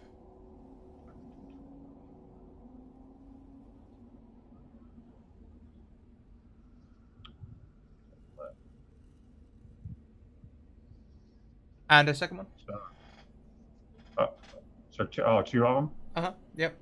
Okay. So on a 5, you were sure you were standing right by a pile, but it's one of them things where you're like, it was right here, like right here. You just can't find it, or maybe you do find something, but it's actually stuck to the floor. It's part of the floor, and you're trying to pick it up. So Jin, this time, you feel that cold presence. Does a 23 hit your armor class? Oh yeah. I'm naked. Please take 5 necrotic damage and reduce your strength by 1d4. Mallow. A 13. Yes. That hits. Mm-hmm. Please take 9 necrotic damage. Okay, I slump to the floor. Oh dear. And Talia. An 18. Yes, that hits. 11 necrotic damage. This might be a And short one, guys. Reduce your strength by 1d4. Now there's a strong chance here, isn't there, that you could be off, isn't there? Yeah, actually that drops. Okay. 3. Freeze. So let me, what, do I just roll a d4? Yeah, just roll the d4. Okay, so your strength only reduces by 1. Oh, that's nice. And that is the end of their turn, as it seems they have attacked everyone who is trying to put stones through the hole. Oh. I guess I'll try. I'll try too. I'm going to get rid of the disadvantage just to give you guys a bit more of a fighting chance here. You guys can roll flat perceptions to see if you can find and slot a stone in one move. Okay. A 14? You find a stone and you can pop it through the slot. The shadows scream again.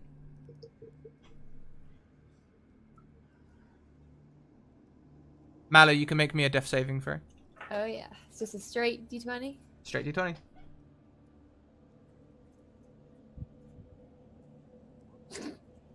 You fail your first saving throw. Strike 1.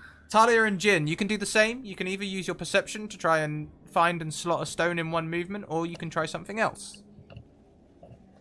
I'll try. You Go ahead. mentioned, I'm sorry. Can I do sleight of hand instead of perception? Yes. Is that Yeah. On a 16, you can find and slot a stone. Or you find the slot and put your stone into it. You can again hear the tumbles. Every stone that goes in, you hear another stone tumbled into the room. Unfortunately, on a 2, Jin, you're still fixated on that same spot. Can't find anything. So, Jin, an 18. Whew. Sorry, my rolls seem to be on fire. I apologize. Yeah. Please take 10 necrotic damage. Oh my god. Oh, I'm unconscious. High five. Archeress, a 22. I could use my war mage thing, but that wouldn't help, so no, that hits. It doesn't matter what your damage is. I had 3 hit points. That 14 was too... Why? That was just too much. All on Talia now. Talia, you get the feeling that this is desperate. What is your HP right now? 3. Prevent the TPK. Talia, Yes. a lot rides on this sleight of hand check. No pressure.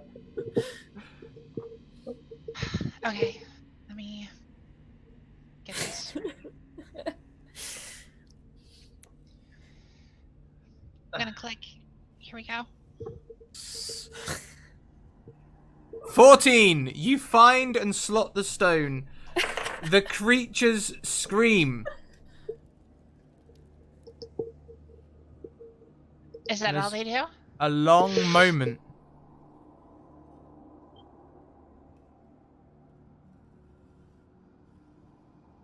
Slowly your eyesight begins to return. You see Jin, Mallow, and Archeress crumpled on the floor. Could you each give me 2 death saving throws for the time this takes? This might be curtains for Mallow.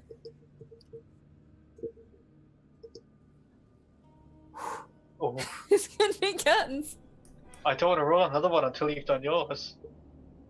Thanks. Crispy, Holy what? crap! I actually. Yeah, you've got 2 successes.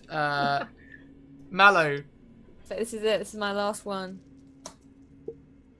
Nope. Oh, Mallow expires in this time. oh no. Archeress, you have 1 fail and 1 success. Talia, As you come round, you can see Mallow's body lifeless. It would seem Skin might be worth something. It would seem she failed her test. Jin and Artress, they are still struggling against the pality, the palness that is coming across them. Can I have no like medical background, but can I just like start pounding on the chest of Mallow to try to get her heart beating again? It's too late. Can you give me a medicine check? For this to have an effect, I'm gonna need a nat 20. Damn, get Jim to do it.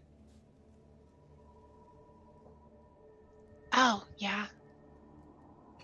Don't you have a nat 20? No. No, I used it. You said medicine check? Oh god, I have... Okay. On a flat 10, you pound against her chest, but it's in vain. How do you feel right now? Horrible. Can I give it a try? Well, if you can get up, if you're attending to Mallow, I'll let the rest of you take another death saving throw. I believe you're on 2 successes, Jin, so you only need 1 more success to come round. Okay. Please come around. Please come around. Oh. Unfortunately, you do not. You do have a nat 20. I will let you retroactively use that if you. Whoa! Artress hops up. Okay. All right. Since I have 2 nat 20s, I'll go ahead and use one of them. Use one of them. You have 2? Yeah. Okay, so you also stand up. And then I'll attend to Mallow. Mallow is going to need full CPR. We need I'll use everything. my other nat 20 on that.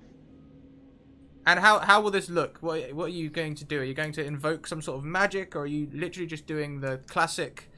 Classic CPR. Yeah. Nelly the Elephant, or Huge staying dragon alive?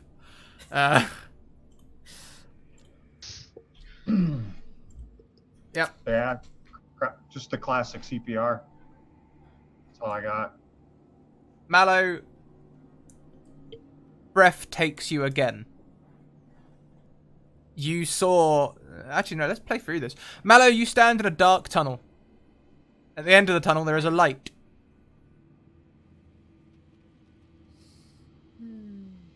What does the tunnel smell like? It doesn't smell like anything right now, but you get the impression that the light smells like warm cookies. Do you like cookies? I guess. Doesn't feel like there's anything else. I guess I'd start to lumber in that direction. Yeah. As you begin to head towards the light, you can indeed. You can smell that. Is that cookies, or is it brownies, or it just tastes sweet and good and warm, and you can feel the warmth of the light as something starts pulling you away from the light. Oh my. Try and remember what am I doing? What am I doing here? Make me a history check. I'm going to use... I have a bonus to history. But I'm going to use your nat 1. Oh, okay. So you can't remember what you were doing here. All you can remember is that you really want them cookies or brownies. And there's something just pulling you away. But cookies, guys. But cookies, though. I'll be fair. Abandon us for cookies.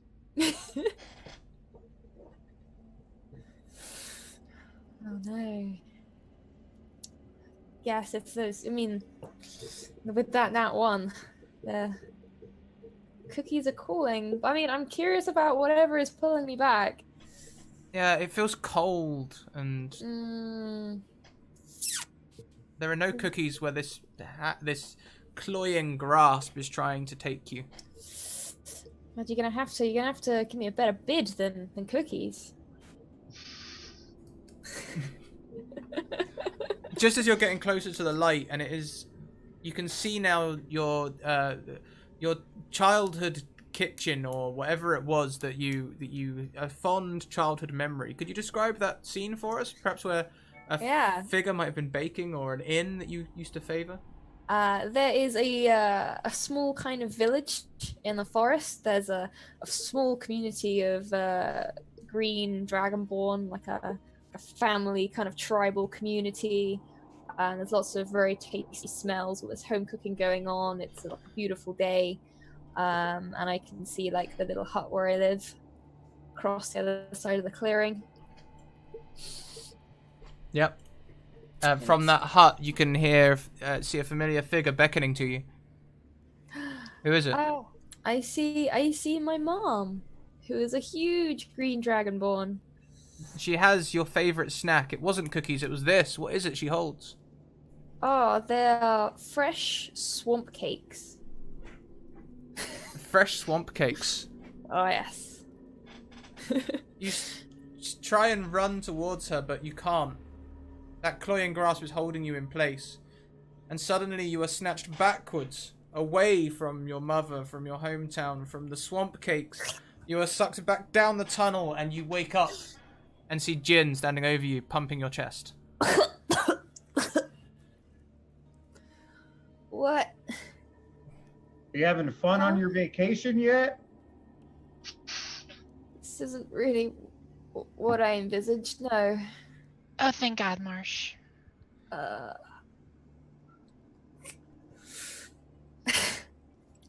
guess I very slowly sit up. I'm feeling very let down right now. Coming back to life wasn't as fun as I thought it would be. So those of you who have come back round, you are now on 1 HP. Yay. In the center of the room, you can see the last rock that had fallen is a different color to all the others. It is a white rock.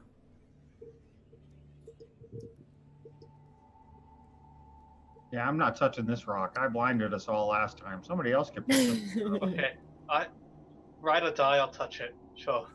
You turn the rock over, it says righteous on it. Ah. Huh. Should I put this in the hole now? Is that how we thinking it works? Oh, well. I know you literally just got up from the grave. Yeah. I'm feeling a little out of it, if I'm quite honest. Yeah, I feel like shit too. I have poor intelligence at the best of times. Okay. Right, fine. Fuck it, I'm dropping it in. I'm closing my eyes. Wait. Before you do, we should all close our eyes. Okay. That's a good idea. I shut my eyes and drop it in, kind of wincing as I do. As you drop the stone through, you hear the sound of stone scraping, wood sliding against rock. All the sounds of doors opening, not just next to you, but all the way through the passage. I open them and I look towards the door. This is a small cupboard rather than door. A vault, perhaps. Inside there is a small wooden chest. I'm gonna check it for traps. Yes, I think someone should. I'm gonna stand way back. Yep. Nope. As you head towards the chest, Jin, you feel compelled to tell your associates a great wrongdoing from your past.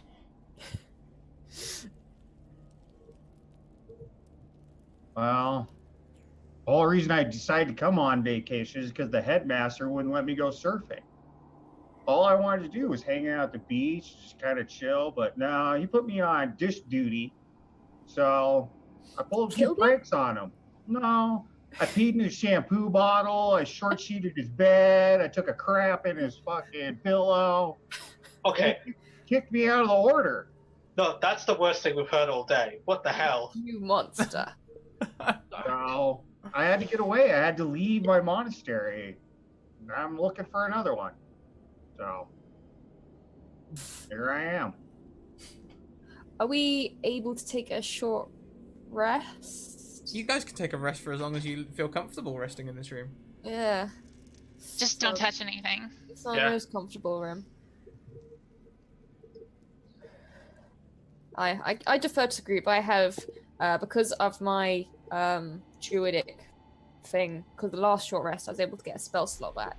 So I have 2 cure wounds in me, but that'll be all my spell slots for the rest of this day. And Jin, I'd like you to make a DC 10 Charisma saving throw for that, but don't bother because I'm going to use your Nat 1. You also take a level of exhaustion. Oh, damn. All right. And I believe we're 1 retweet away from having a Wild Magic Surge this session. Oh, Oh, no. wild magic. Oh, yeah. Oh, no. Teehee.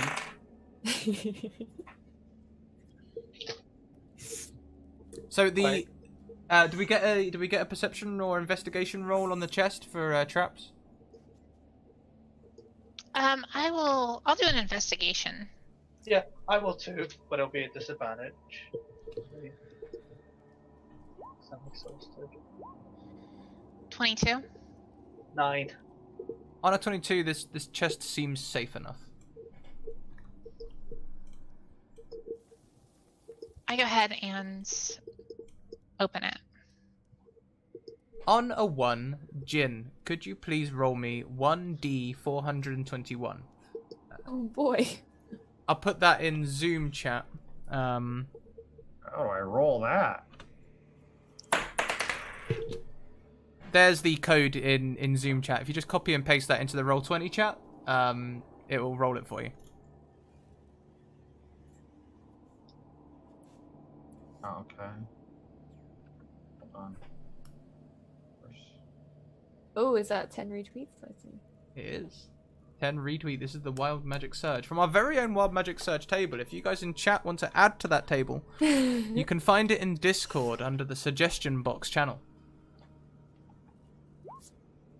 There we go. 251. Target is haunted by a ghost of someone he loves or resents. Wow. Oh dear. Who is it who would haunt you, Jin? Probably my old headmaster. You did kill him! Yeah. With poop and a pillow. Enough to kill anyone. Yeah. Yeah, he appears. God damn it, Jin, I died of dysentery. No to you. Yeah, well, you should have let me go out surfing. I will stand here and judge your every action. That's fair. We're doing the same. Do you want a club?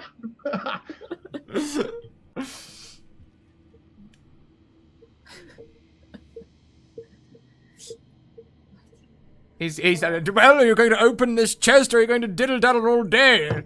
Just like you did in lectures. Oh, okay. Yeah, I'll open it. Not cool not to pay attention to your elders, Jin. So, do I roll to open or? No, you can just pop it open. It's just Yeah, I'll pop it open. It's not locked, I assume. No, it's not locked. There's a small latch on it that you can flip aside and flip up, and as you Use lift, my dagger and flip it open and flip it up. yeah, sure, of course you can. He's precautious, good, that's very good. And the lid flips open, and inside there is a set of scales. Like weight scales? Yeah, like weighted scales. This whole it smells of seawater in this chest, and you can see some seawater is rushing around in the box somehow. I'm not a magic user, so I'll hand this over to Arthur. Okay. I'll do a detect magic on it. As you detect magic, you can see there is some sort of radiant magic pervading these scales. They are silver and quite lightweight, but the scales seem balanced with no weights on them. Okay. So we have some self-balancing scales. Could come in handy. I think it's with this. What? Pious Pete was his name? It's a very piratical name. Yeah, is there any kind of like nautical theme to these scales, or they just look like? They just look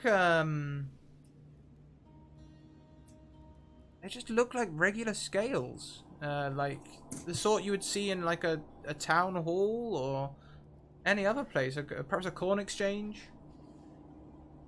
I'm gonna check the bottom of the chest for a secret compartment.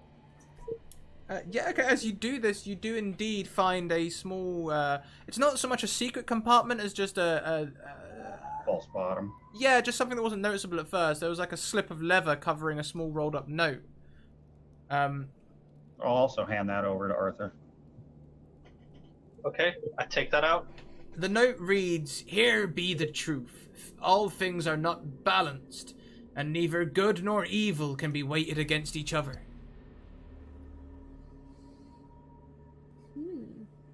Okay. I just pass this around for everyone to take a look at. Unless, like, is that magical at all?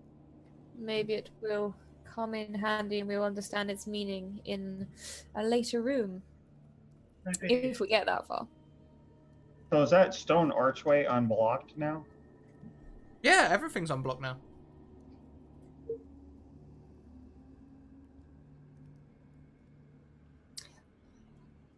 Is there anywhere anyone would like to rest, or? I would love to rest. Yeah. I'm fine here. Yeah, in that case I shall as well. Get Yeah. a cheeky hit I dice. need to now. rest. I don't have any health. So, would you guys like to take a long rest? Yes. A long rest? Isn't that like 24 hours? 8.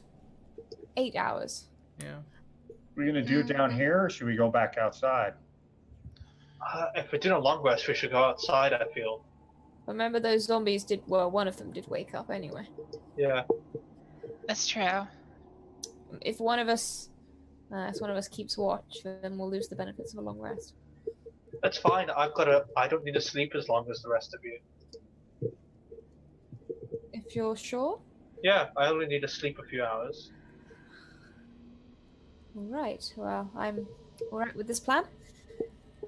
Do I even need to properly sleep? I've played enough. Okay, so you guys can begin resting. You can alternate shifts. You can take some extra time as well if you want to make sure that you've got watch for the whole cover. You can do it right down here, or are you heading back out first? I would suggest outside. It's a little too slimy down here for me. I agree. Yep. I come from a marsh, but that's fine. Yeah, let's go outside. It might be safer. And I don't actually need to sleep, so I can do the full watch. I just need to spend 4 hours meditating. Yes, of course. Yep. Okay. So when you get up on this rock again, the door slides shut behind you. The cup now empty. Ah. And you sit on this rock and take your long rest. Each of you can go back to full HP. You can get your spell slots back. Mallow, can you please describe to us though the wound that has appeared on your body? You have like almost like a birthmark wound from where the shadow has touched you from your near-death experience. How does it look?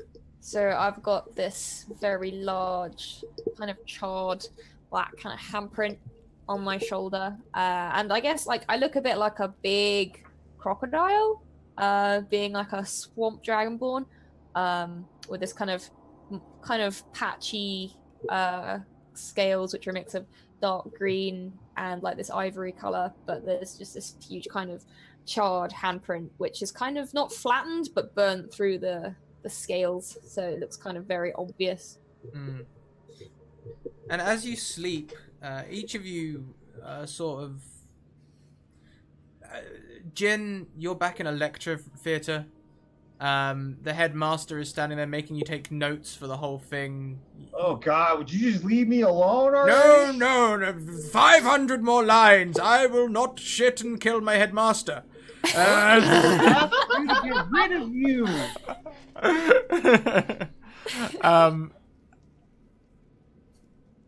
So he's not gonna let me get any rest, is he? I know you still get rest. Ears and stuff. You still get your rest, but the whole dream, he's there with you, your constant companion. Oh, it would be fun to watch that. A ghost just haunting someone's dreams. Gonna make me nuts. Artress and Talia, your dreams are pervaded by the word wrong. Moaned over and over again, like a memory. Like you're there in that room with the zombies attacking you once more. Wrong, wrong, all the time. Mallow. At first, you're going to struggle to sleep. You don't say.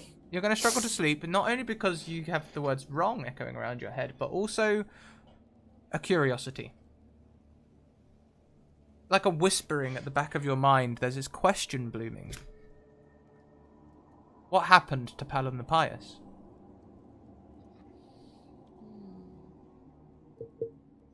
What indeed? How does your dream go as you try to investigate this through your sleep? I am kind of retracing my steps in my dream. I'm walking through the rooms we've been through already. I kind of pass by where the now properly dead, at least we hope, corpses of the zombies are lying. I go deeper and I go back into the room with the shadows, and it's almost if like my mind explores several avenues. In one version of it, I see Pallon the Pious kind of killed by his own shadows. In another version of it, it's almost like he is commanding these shadows with all this necromantic magic, and there's just so countless different ways it could have happened, could have gone, and I'm trying to find which feels like the right one, but I'm not sure. The chest stands out in your dream, and the scales. He was a pirate captain for years. He must have had hoards of treasure. Where is it? Indeed. I suppose in my dream I kind of handle the scales even though we're holding them back in the room, but it's as if they're still in the room when I enter. Mm-hmm. And I suppose once I've done that in the dream, I try and go further. I try and explore further than we actually have explored yet ourselves. What, into the cave? Yeah. There's just a small desk in the next room. You can see Pallon sitting at the desk with the scales in front of him. In one hand he has a holy writing, and in the other hand he has a sword. He puts the paper on the scales and the sword, and the scales move first as though the paper is is heavier, and then move the other way. And every time he takes them off and puts them on, they give a different reading.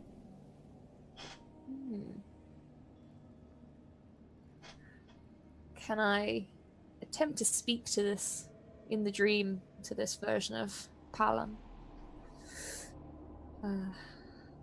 I suppose I would say something like, well, something simple. I'm in a dream. I can't really think extremely clearly of a really good question to ask. So I would probably just say something along the lines of,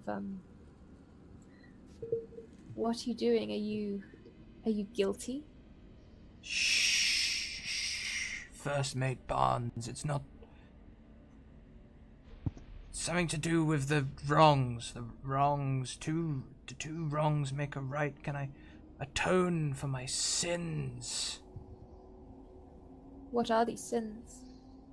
You were with me, Barnes. The villages we murdered, the treasures we took, the towns we sacked. In my old age, I feel guilt. I would like to go to heaven. But these scales, if these are true, then how can you weigh good and evil against each other?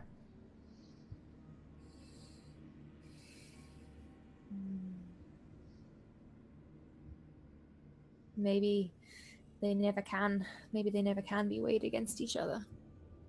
He screams liar, grabs a dagger, and stabs you in the chest.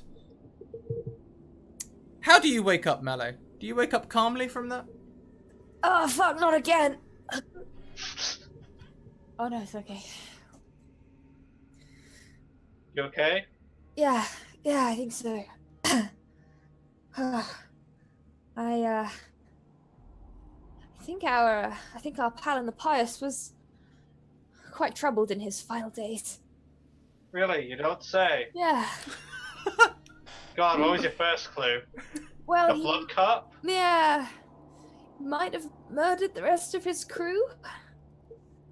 I don't know if they're the shadows that we encountered, or at least some of them, but must have had some shred of morals if he was so caught up over this guilt of all the Well, deeds he did.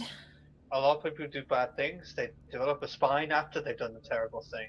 It's only when they realize what they have done that they start to feel regret. But does that really change what they did? They still did the crime. Oh, it does not change anything, but this man in particular was utterly terrified of his afterlife, given his deeds. Well, I've met many men like that. Not much sympathy for them. No, neither I. But I saw him using the scales in my vision. He was attempting to measure a sword against a piece of paper, against some kind of parchment. Did it look similar to the parchment that we took out of the chest? Mm-hmm. I guess that's proof that you maybe saw something. Yeah, sure saw something. Yeah. But yes, there's a room beyond the one we've waded into, and as far as I could see, it only contained some sort of desk, but I don't know if that might have changed since whatever kind of vision I saw. Is that where you saw him? Yes, the next room. Well, I'm no ghost expert. I'm no dead person expert. But if you saw a vision of someone who this is all about, maybe that room is important. Maybe we might be able to contact him again, although that isn't my speciality. You recognize the smuggler's ship appearing on the horizon. Is that the ship from yesterday who took us here?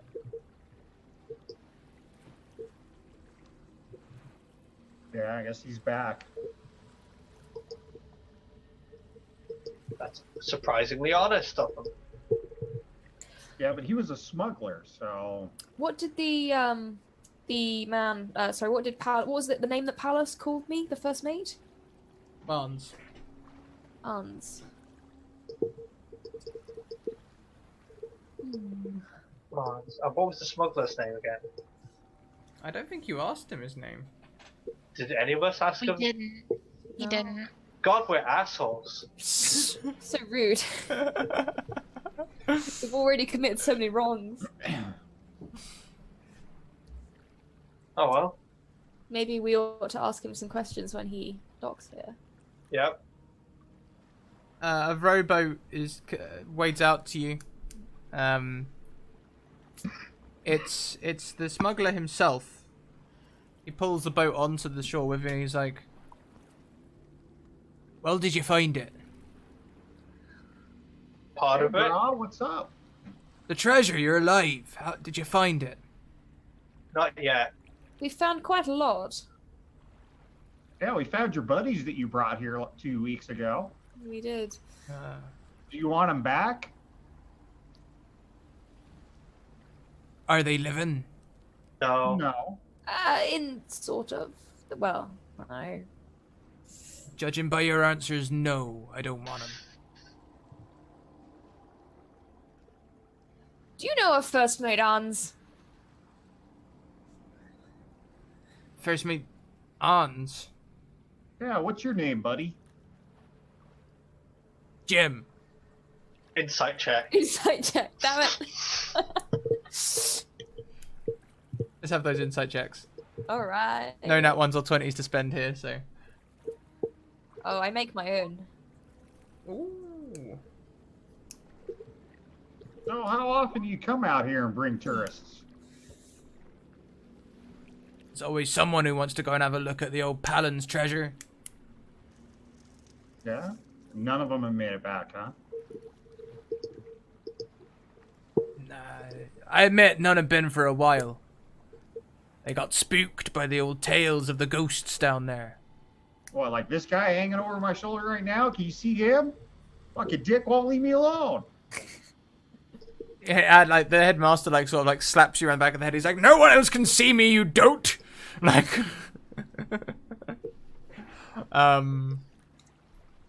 Why did you come back? You come here to take us back, or you just checking up on us? I was heading past and I was using my spyglass and I saw that you were outside. I thought I'd come and see if you'd found the treasure. With your 22 insight check, his name is Jim, but that's not all of his name. And he seems very eager to get his hands on the treasure. So, Jim, can I call you Jim? Yeah, no one calls me Captain Arns. Captain Arns? Jim Arns. And, Mallow, what was the name from last night? Well, I think it's pretty similar to what our fine fellow here just said. Can I quickly check? Does the -4 to our strength fade after a long rest as well? Yes. Your strength's all restored to normal. You do not have to continue your adventuring life with a 1 or 2 strength or anything crazy like that. Did he come by himself? He's the only one in the rowboat. Can I try and grab him so he doesn't run off? I'm feeling pretty like spooked and messed up by this whole vision and dying thing, so I'm like, nah, I can't, let's go get away. You'll notice, Mello, that he doesn't look old enough to be the man in the vision. Oh. Did your father work for Pallon the Pious? He was a damned fool. Yes, he did. They used to go briganding together, raiding and the like. I see. Never had a taste for that thing myself. I'm dishonest in my own way, but honest in my own way too. What, and Pops never said anything about a treasure? All I know is he died down there. Yes, I think I know how. Would you like to come with us and find out? No one returns from them caves. I don't know how you done it, but I'm not keen to go down there. Well, we've done it once. Come with us. We could make sure that you do it too. And So you left the treasure down there? It's still yet to be taken. You can take your share. Don't come with us, you get nothing. Can I get a deception roll, please? Oh, wait, I didn't even realize I was lying, but sure. 16? I don't know why I used physical dice, but I did, so 16. 16, okay, he's like, well, alright, I'll follow you. Oh shit, I feel bad now. Just whatever you do, don't think about it when we go back into that place. Ah shit. So how do we get through the door? You've got to cut your hand. Yeah. leave that to us. No, Actually- you've got... So did the door reset then? Yeah. Yeah. Okay. I will volunteer a little of mine. I'll Same put here. in 1 point's worth. I So will I. don't feel right making him do it. Hold up.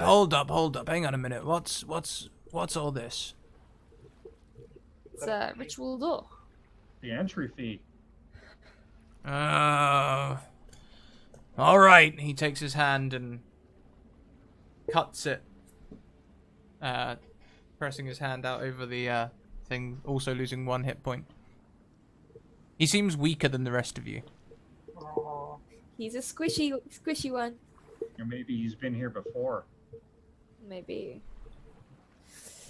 Well, he might help us learn something. I ain't never been down this way, and I didn't intend to either. You can make your way back down through all the chambers. The zombies have not reset or anything. They're where they were. The shadows, the points of magic, if you detect magic, they are gone. the shadows. Further on through the archway, you can find this desk. At the desk slumps Pallon, or rather the skeleton wearing Pallon's clothes, with his head in his hands. And behind him against the wall is another skeleton. This is your father. Walks up and says, well, I guess it could be. No, it is. I know it is. He like looks through its satchel and goes, oh yeah, no, this is him, all right. This is his spyglass. I'd recognize it anywhere. You should probably take that. Thank you.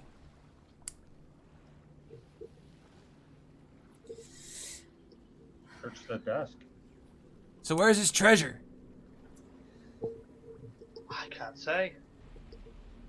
Is there anything else on the desk, or is it emptied? It's emptied. His hands are clenched against his head. In my vision, I saw him balancing a sword against a piece of paper, which could well have been the paper in that chest. I don't know if it would help to You can look at the sword. repeat the scene. Yeah. Well, I guess I'd have to take out the scales, Mm-hmm. put the paper on.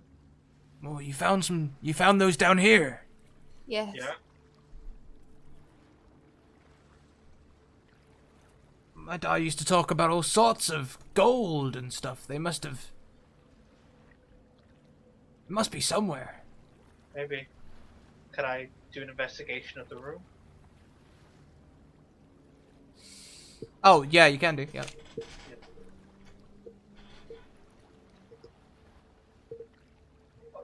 Damn. But he does like. Yeah, the treasure, there's no way this treasure is in this cave. There's not enough room in the cave. It must be somewhere else. Is there anything of note in the cave? In the room we're in? As you investigate, you can see in Pallon's hands there is there's a drawer in front of Pallon that Pallon is leaning against in the desk. If I move his corpse back and I hold it, if he awakes, I will hold on to him so he can't attack anyone else, perhaps. It might just be worth restraining him. Yeah, if someone has some rope, do I have rope? Let me check. I think I have rope. Yeah, bro. Yeah. Do you restrain the skeleton? Yes. As you lean it back, it sort of crumbles away. The limbs fall apart. They're not being held together by wires or anything. They were just all resting against each other perfectly, as though he'd been still for a long time. Perhaps some of the ichor of his skin had been slightly holding it together as it degraded away, but as you try and move it, like the metatarsals, the fingers just drop away. Everything, the bones just crumble into a pile. I see. And this drawer that was in front of him? Opening the drawer, there is a ledger. Right. I think there's some reading to do, assuming this ledger has not been Yep. cursed in some way. Do you want me to check? Might be a good idea. Detect magic, ritual again. Yeah, there's no magical curse on this book. However, it does feel as though it's been used by a cursed soul. Opening the first page, you will find the inscription, "The crew of the Desperate Wave," which would appear to be his ship. On the ships, there are several. Down the ledger, there are several names, including Pallon, Captain, Arns, First Mate, and others. Any locations or? It tells you where they were picked up, different towns. Looking over your shoulder, Captain Arns looks over and goes, "Say, that must be where my dad was. Hey, I know a man who goes by the name Riddle." Riddle. Yeah, he's always taking ships out across the ocean. Who is this riddle in the journal? What position is he? Scullery boy. Huh. Would he be the right age to have been the same riddle? I mean, it's possible. He's getting on a bit now. He is quite old. Huh. How does the journal end? It's got a list of crew on one list, and then it's got ledgers of gold taken from villages through plunder and murder and stuff. It has an armory, inventory. It's got different quarries that they take from different places and trade to others. It's full of all. It's basically like the life tome of incriminating evidence against Pallon the Pious.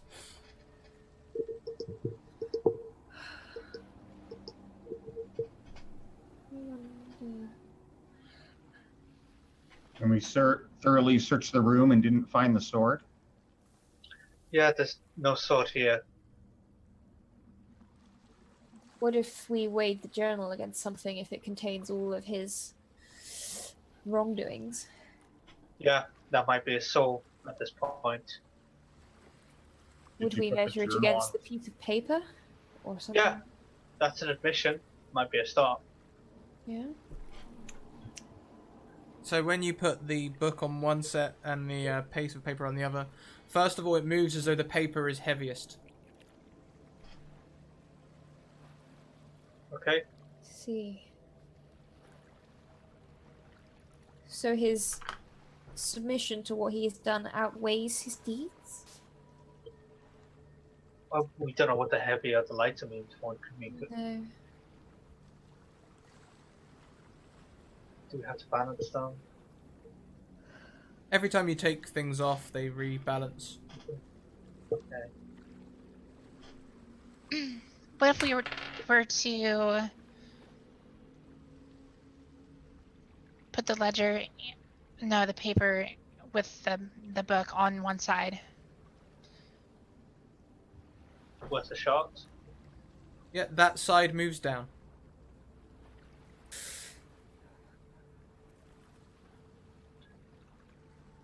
Here's an idea. I'm going to take my book, my spell book, and put it on.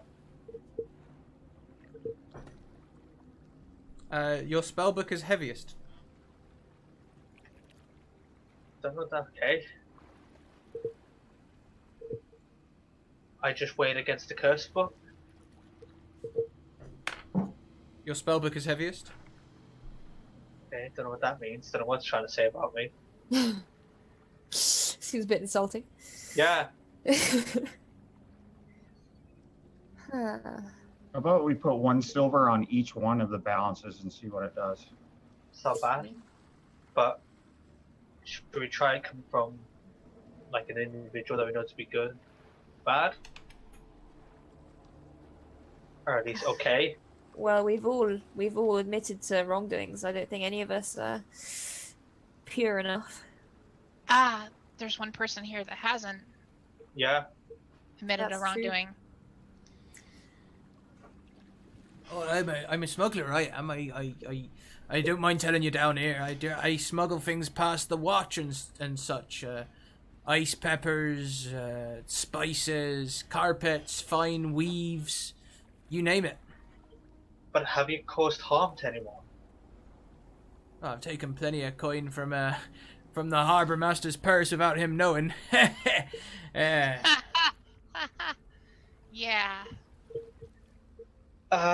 Could you just It'd try? still be worth trying. Yeah, could you try? It might weigh in a specific way because we've all actually done stuff to hurt someone.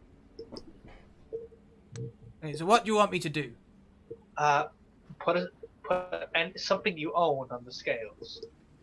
Something that you feel some form of attachment to, I suppose. I guess I'll take my spyglass. Puts his spyglass on one of the scales. What do you want me to weigh it against? When the spyglass and there's nothing on the other side, the spyglass moves up as though it's light. Right. So I- something. Cursed ledger. I try that. The cursed ledger is lightest.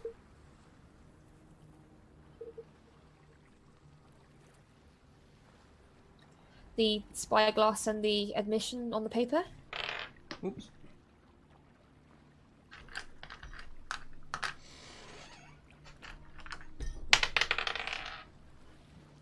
The admission is heaviest. Okay.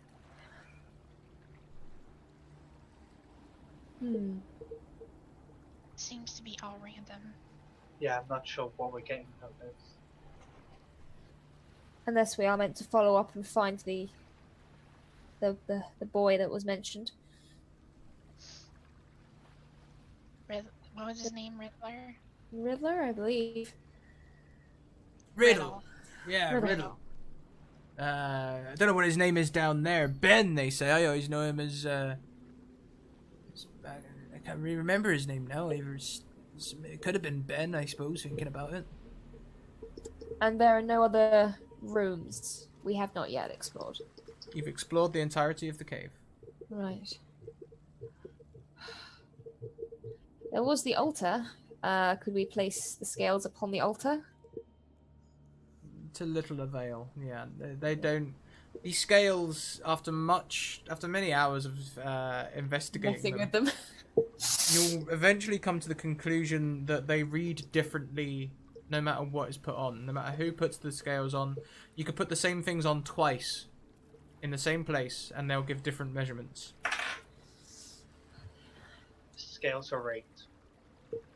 I suppose if I just happened to touch them and use mending, nothing would happen. It would seem these are working as intended. Very well, at least we know this isn't unintentional. Yeah, so what are they really used for then? They're obviously not used for what they were crafted for. Or maybe they're just used to trick someone. This is someone's cruel trick. Cruel joke.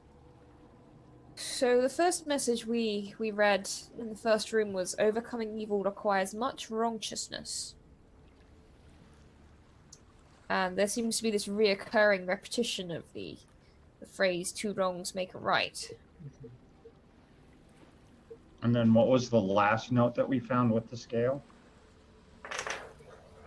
I take it out and hand it to Jin to read.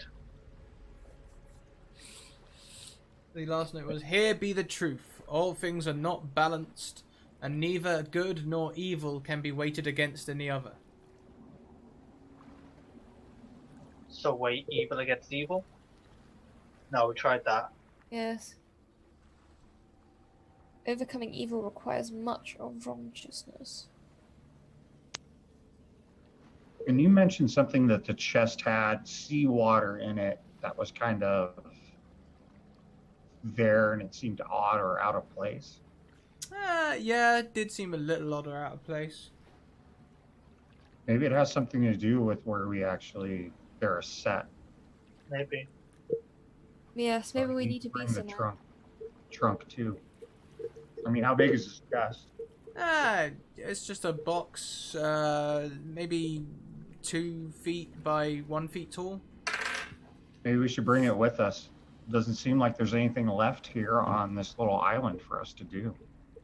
I reckon we should go and chase up with Mr. Riddle.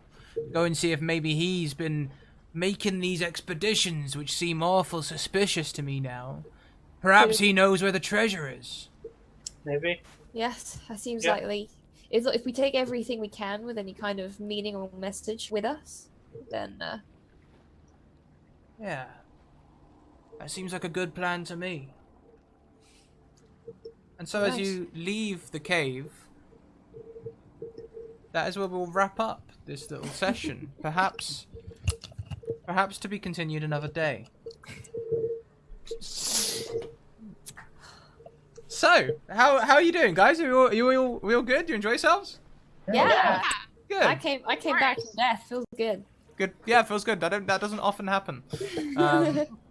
I've previously made a player play out the rest of the game as a ghost. Perhaps if neat. we'd have got that wild magic surge just a little bit earlier, Mallow could have been haunting Jin instead of the headmaster. Maybe. Oh my god. That would've been Oh, awesome. brilliant. Yep. So, this time, why don't we make our way up the screen, rather than down the screen, and you guys can tell us who you are, what you get up to online, and all the other wonderful things that you do, where we can find you, for example, and we'll wrap up today's session there. Can you let us know maybe perhaps your favourite part of today's session? That would be most pleasant. Why don't we start with Eleanor on Fire, Cutie Pie Panda. Again, my name is at Elena on Fire at 85. Elena, sorry. Yeah, it's okay. It's okay. You can find me usually on Mixer.com at Cutie Pie Panda. I'm usually playing Monster Hunter World and leveling up through that. And I would say my favorite part for me was, I don't know. I would say that sleight of hand check that I had to pass before everyone died. That was probably my favorite part because I was like, okay, it's all on me to freaking get us out of this bind. And you pulled through as well because I was getting ready. I was like, okay, well, they're going to be zombies. I'm going to have to like play out the rest of this session as like the next set of adventurers come in and they all wake up and just have to hurt them. Like that was where my brain was going. I was like, well, we just have to round this out. Like dice be dice. So yeah, that was my favorite part. Awesome. Thank you so much. Yeah, it was a pleasure being here. Thank you. I'm glad you enjoyed it. Next up the screen, we have at Talinia, Rachel Denton. Oh, hi. Hi. So yeah, obviously I put most of anything I'm doing on my Twitter page. I'm part of a Vampire the Masquerade live stream, which is just about to start on Monday. Really excited and terrified for that. Yeah, we're playing the new V5 to kind of show how it works and everything.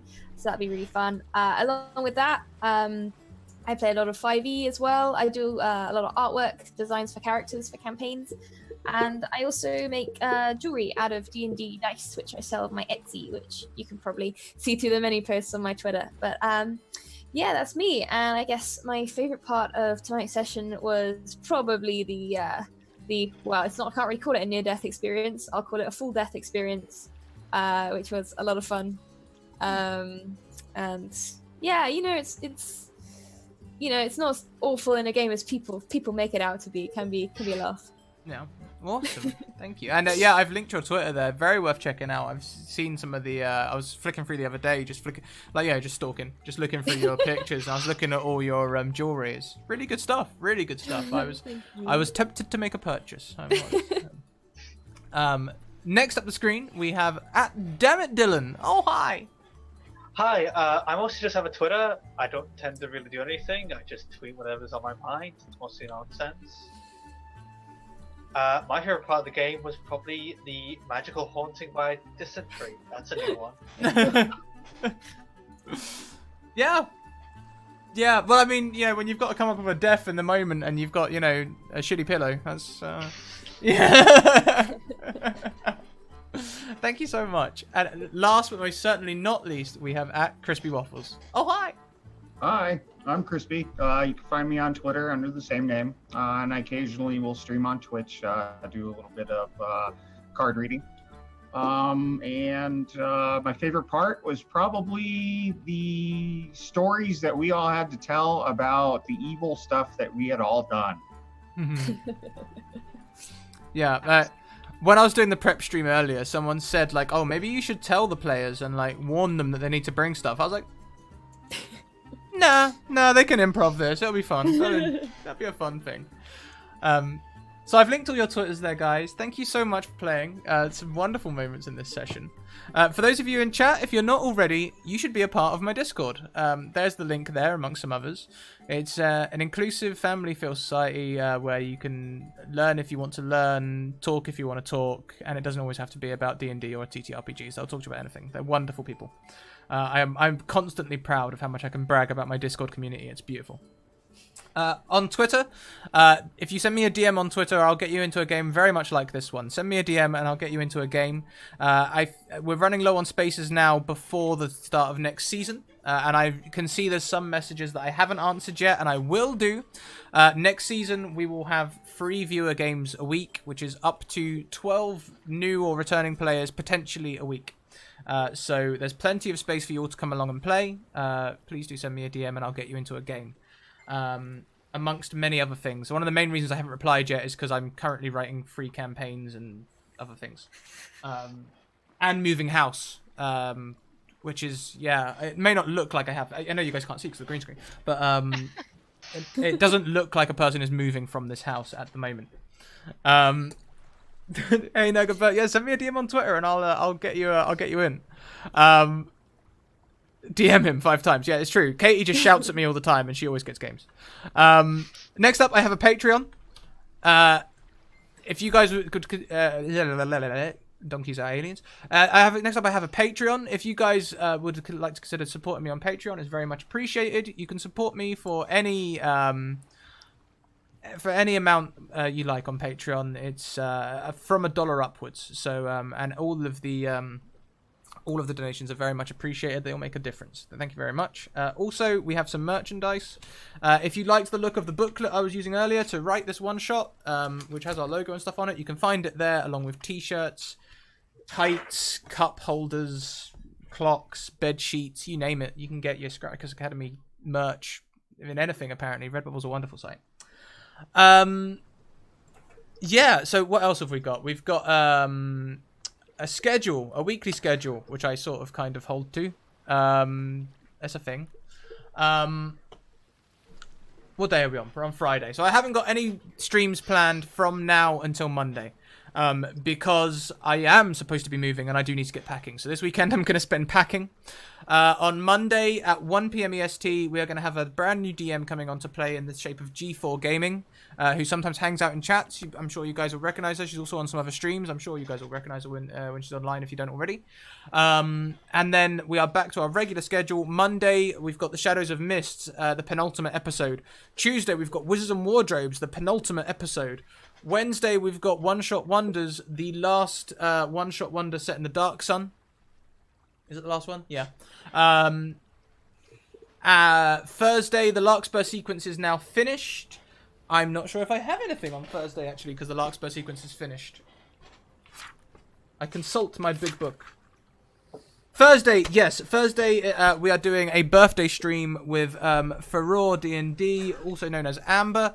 And on Friday, we have another one-shot at 4 PM, which will be another prepared module, which will be the same format as today, where I do a preparation stream first and then do the stream later. So if you watch both, you can compare how my prep looks compared to the actual live play.